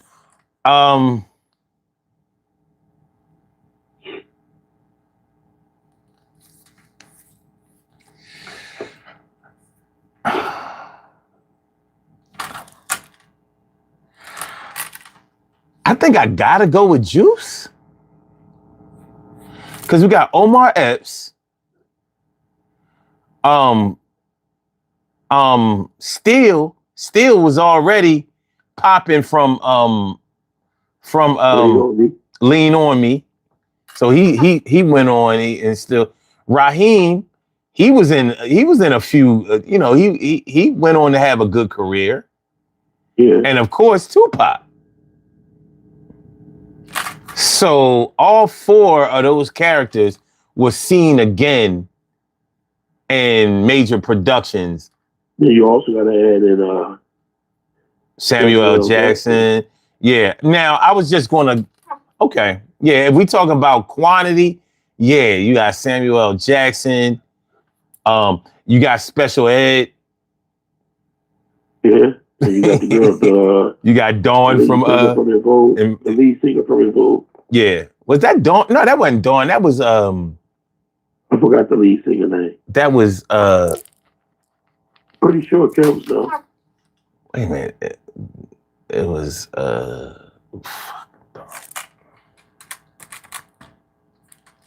Terry. It was Terry. Yeah. No, that wasn't Terry. Yeah, that was Terry. That was Terry from Invoke. Because then you had Maxine. That was Cindy. It was Cindy? Yeah. That was Cindy. All right. I thought it was Terry. Yeah. Okay. All right, Cindy. My bad. Okay. Yeah, I think Juice might have it. I mean, let's go to Menace to Society and write it down. I ain't gonna lie, man. From Menace to Society, all right, now you had the main character, Kane. I never saw him in shit ever again. Well, he plays in Belly. I never saw him again. You didn't see him in Belly? No, I ain't noticed him in Belly. The one that was eating the banana. Talking about we got run down on them niggas. You know what? I think I've mentally turned off Belly because it was so bad. No, he wasn't a good actor. There were only two that came out of Menace, and that would be Jada and Lorenz Tate. Yeah. Yeah, that's all I remember. He said I mentally turned off Belly. I did. That shit was so bad. Shit was fucking bad. Maybe the old man, the grandfather, I think he played a lot. The beginning part of it was the best part. Wasn't the grandfather on there? Wasn't that Yeah, he played in other stuff. That was Grady from Sanford and Son, wasn't it? No, that wasn't Grady. No. He was in a different scene.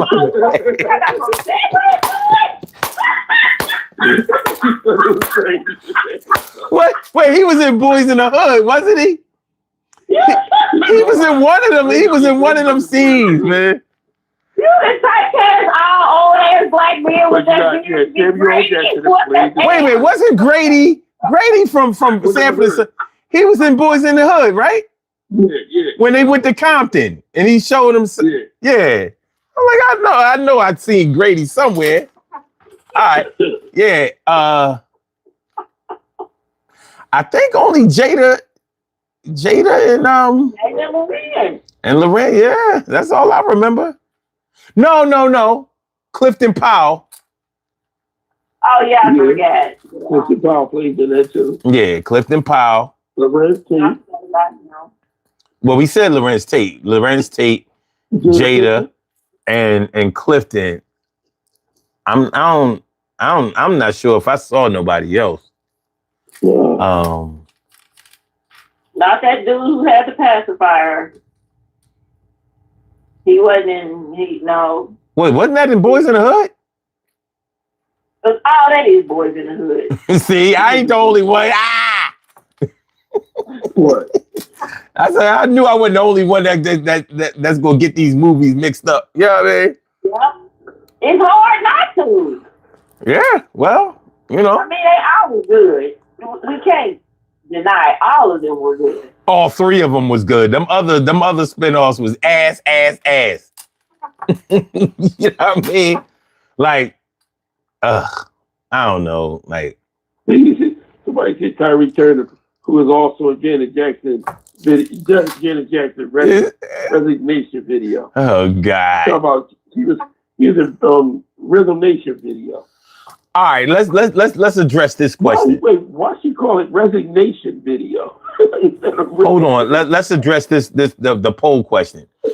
It with 30 votes, is it easier to like Juice if you're from the East Coast and Menace if you're from the West Coast?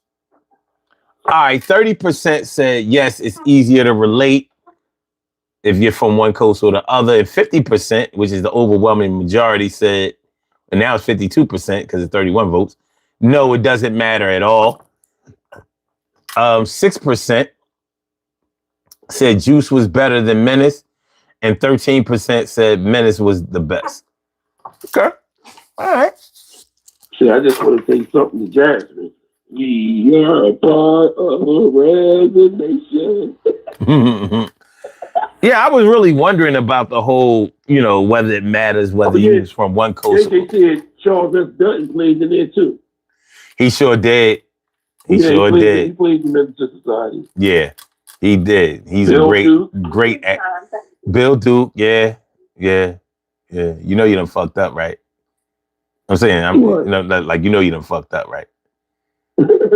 Like, no. I'm saying, you know you done fucked up, right? That was my part, right? When he got locked up. Yeah. Yeah. Oh man, that shit. Yeah, that shit was crazy. That shit was crazy. All right, y'all. The thing about Bill Duke, every time I see Bill Duke, I always just go to car wash, man. Yeah. Oh God, that was a great movie. A great movie, was it? Was it really? Was it? For me at the time. It was. Yeah, I guess if you was a baby, then it was a good movie. Yeah. I saw that shit as an adult. I was like, what the fuck is this shit? It was one of the movies where I wasn't supposed to be watching it. Mm-hmm. What movie, though? Car Wash. Yeah, I seen them at Jerry's Corner when I was a kid when they had the drive-in. Damn. Yeah. Yeah. Wars, JD's Revenge, and Cooley High. Okay, cool. Yeah. Do you remember a movie called Abby? Abby was a blaxploitation. That was a blaxploitation movie where it was the black chick she was like possessed by the devil. It was like the Black Exorcist type shit. You know what I mean? Shit was crazy. Well, son, I gotta let you know about this. You and Kim, I need to let y'all know I'm a bitch. I don't look at scary movies, so at least you know that. No. Oh, you don't ever watch horror movies? No, I do not. Why would I want to look at something that's going to have me jumping out my fucking seat? Fuck no. I love a good horror movie. I like to sleep at night. I do too, but I love a good horror movie. I always have. Hold on, let me get this shit the fuck straight. I'm a bitch. Oh yeah? Hold on. Yeah. From what I know, and I hate to put you out there, you've been shot. You've been stabbed. You've been targeted. Ran up on and ran down on. And you scared of a slasher flick? A fucking fantasy ass silver screen? The fuck? A movie ain't never done shit to you. But these motherfucking people? Troy, you have literally, hold on. In my book, you have literally lived a horror flick. There you go. You should be looking at horror movies like shit. You got your motherfucking mind. No, shit. I blame my brothers and sisters because at the end of the day, right? No acetable. That trilogy of terror shit. Oh, the Yaya doll. That little fucking doll. That's light work. Very, very light work. That's light work. I'm a bitch, son. I'm sorry. When it comes to horror movies. I mean, what would you do with Hellraiser? Your bitch, look. Your bitch is displaced. You need better placement for your bitchmanship, cause this shit ain't adding up. You see about bitches? I mean, Pennywise would send you into a nightmare forever. You talk about reality and you talk about horror films. And which one's scarier? I know, right? Shit. Man, if I've been through the shit you've been through, I've had PTSD for the rest of my... I would never... You know how you call... You said you call your... You don't call your friends, you call them brothers. I wouldn't have a single brother. Fuck all y'all. Fuck out of here. Dangerous ass people. Fuck people. I don't want nothing to do with no people. Put me in solitary for the rest of my goddamn life. It's the only way to stay safe. If I went through what you went through, I'm just saying. Yeah, Troy, I'm ashamed. But thank you for letting me know. Oh, I'm sorry if I'm a bitch, man. I You can't have understand given me you. your weapon to use against you, sir. Ain't that And some I shit? thank you. You know what I mean? I'm flabbergasted. All right. Yo, thanks for calling in, y'all. I appreciate y'all as usual. You already know. Thanks for y'all input. Thanks for everything. Thanks for the fun. I'm getting ready to get the resignation video by Janet Jackson. Look, we're gonna do these birthday shout outs and get on up out of here. All right, well, love y'all. Everybody enjoy your day. Be safe, man. All right, man. Peace. All righty. Yeah, that app acting stupid. This shit crazy. That shit crazy. Hold on.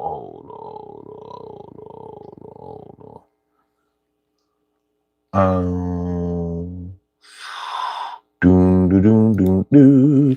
Okay. We have some birthday shout outs to do. Some people were born on this glorious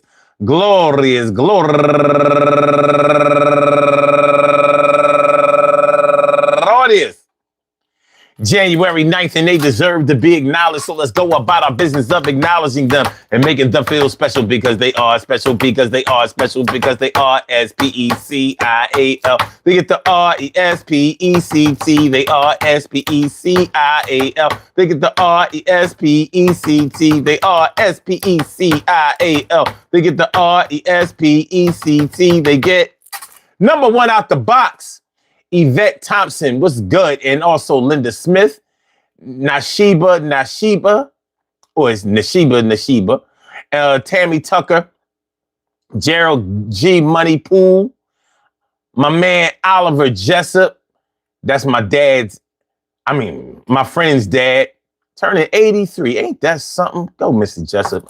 And Terrence Carson, Dorothy Taylor, Ricky Frazier, Crystal Collins, Casey Belin Castillo, Katie Marie Hendrickson, Kickback Baby, Deborah Kofer, and last but not least, my cousin up in Milwaukee, Simone Moses, affectionately known to the family as Dump. I want to say happy birthday to, and Dump stands for dumpling, not because she's dumpy.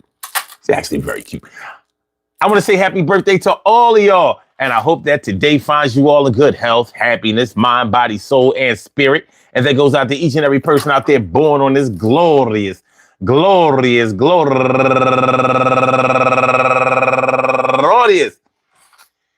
January 9th, anywhere out there in the world, worldwide, internationally, and universally. All of y'all go ahead and turn up.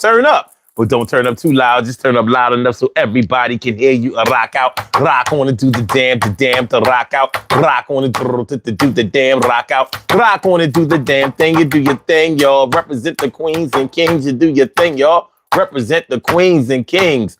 Good things happen to those who wait. Great things happen to those who grind. And anything can happen to those who go for theirs. So go hard, go for yours, and remember, whether it's Juice or Menace, both of those movies meant something personal to all of us, I believe.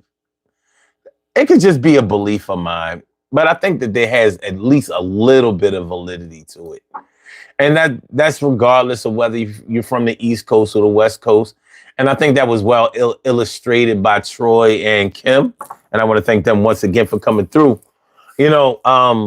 One thing about movies, whether we're talking about hood movies, gangster movies, whether we're talking about anything dealing with our cinema, especially cinema that involves people who look like us, people who remind us of ourselves and people who we know.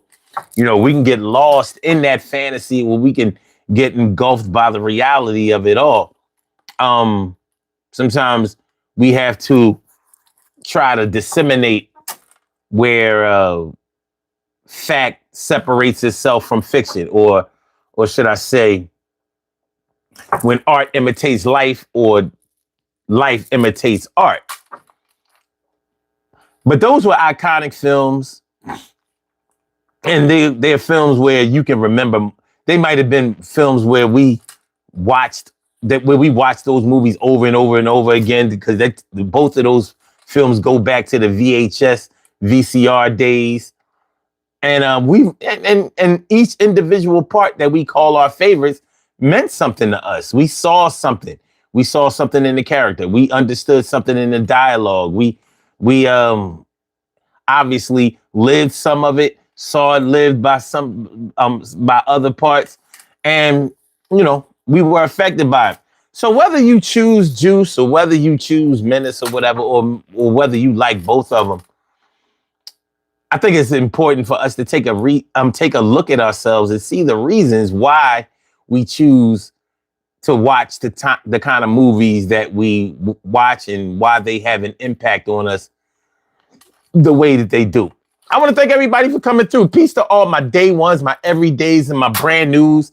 I love y'all to death, resuscitate y'all, and love y'all right back to life.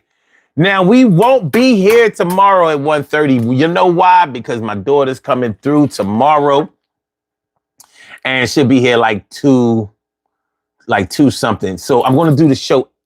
I don't know, because, tomorrow's the NFL playoffs. We might just have to scrap the whole thing. But I don't really want to do that, because we'll have a show on Sunday. We're going to try to have a show tomorrow, even if we only have like a little shorty. Like, do it like an hour before, do an hour before the playoffs come on. You know what I mean? Because, it's the postseason, baby. And I got to see it. I got to see what I got to see. Go Birds. So we won't be on at 1:30 tomorrow. So y'all rest up. We'll probably get back to it like 3:30. That sounds good. That sounds more realistic. Maybe like 3:30 to 4:30, and do it like that. But I want y'all to have a great night. Please hit the like button, share the show, subscribe to the channel if you haven't subscribed to the channel yet. I hope y'all enjoy listening to the show as much as I enjoy, or as much as we enjoy broadcasting it. And I will see y'all tomorrow at some time. What up, my brother Time? What's good? Thanks for coming through, my dude. You already know. And I holler at all of y'all. Peace.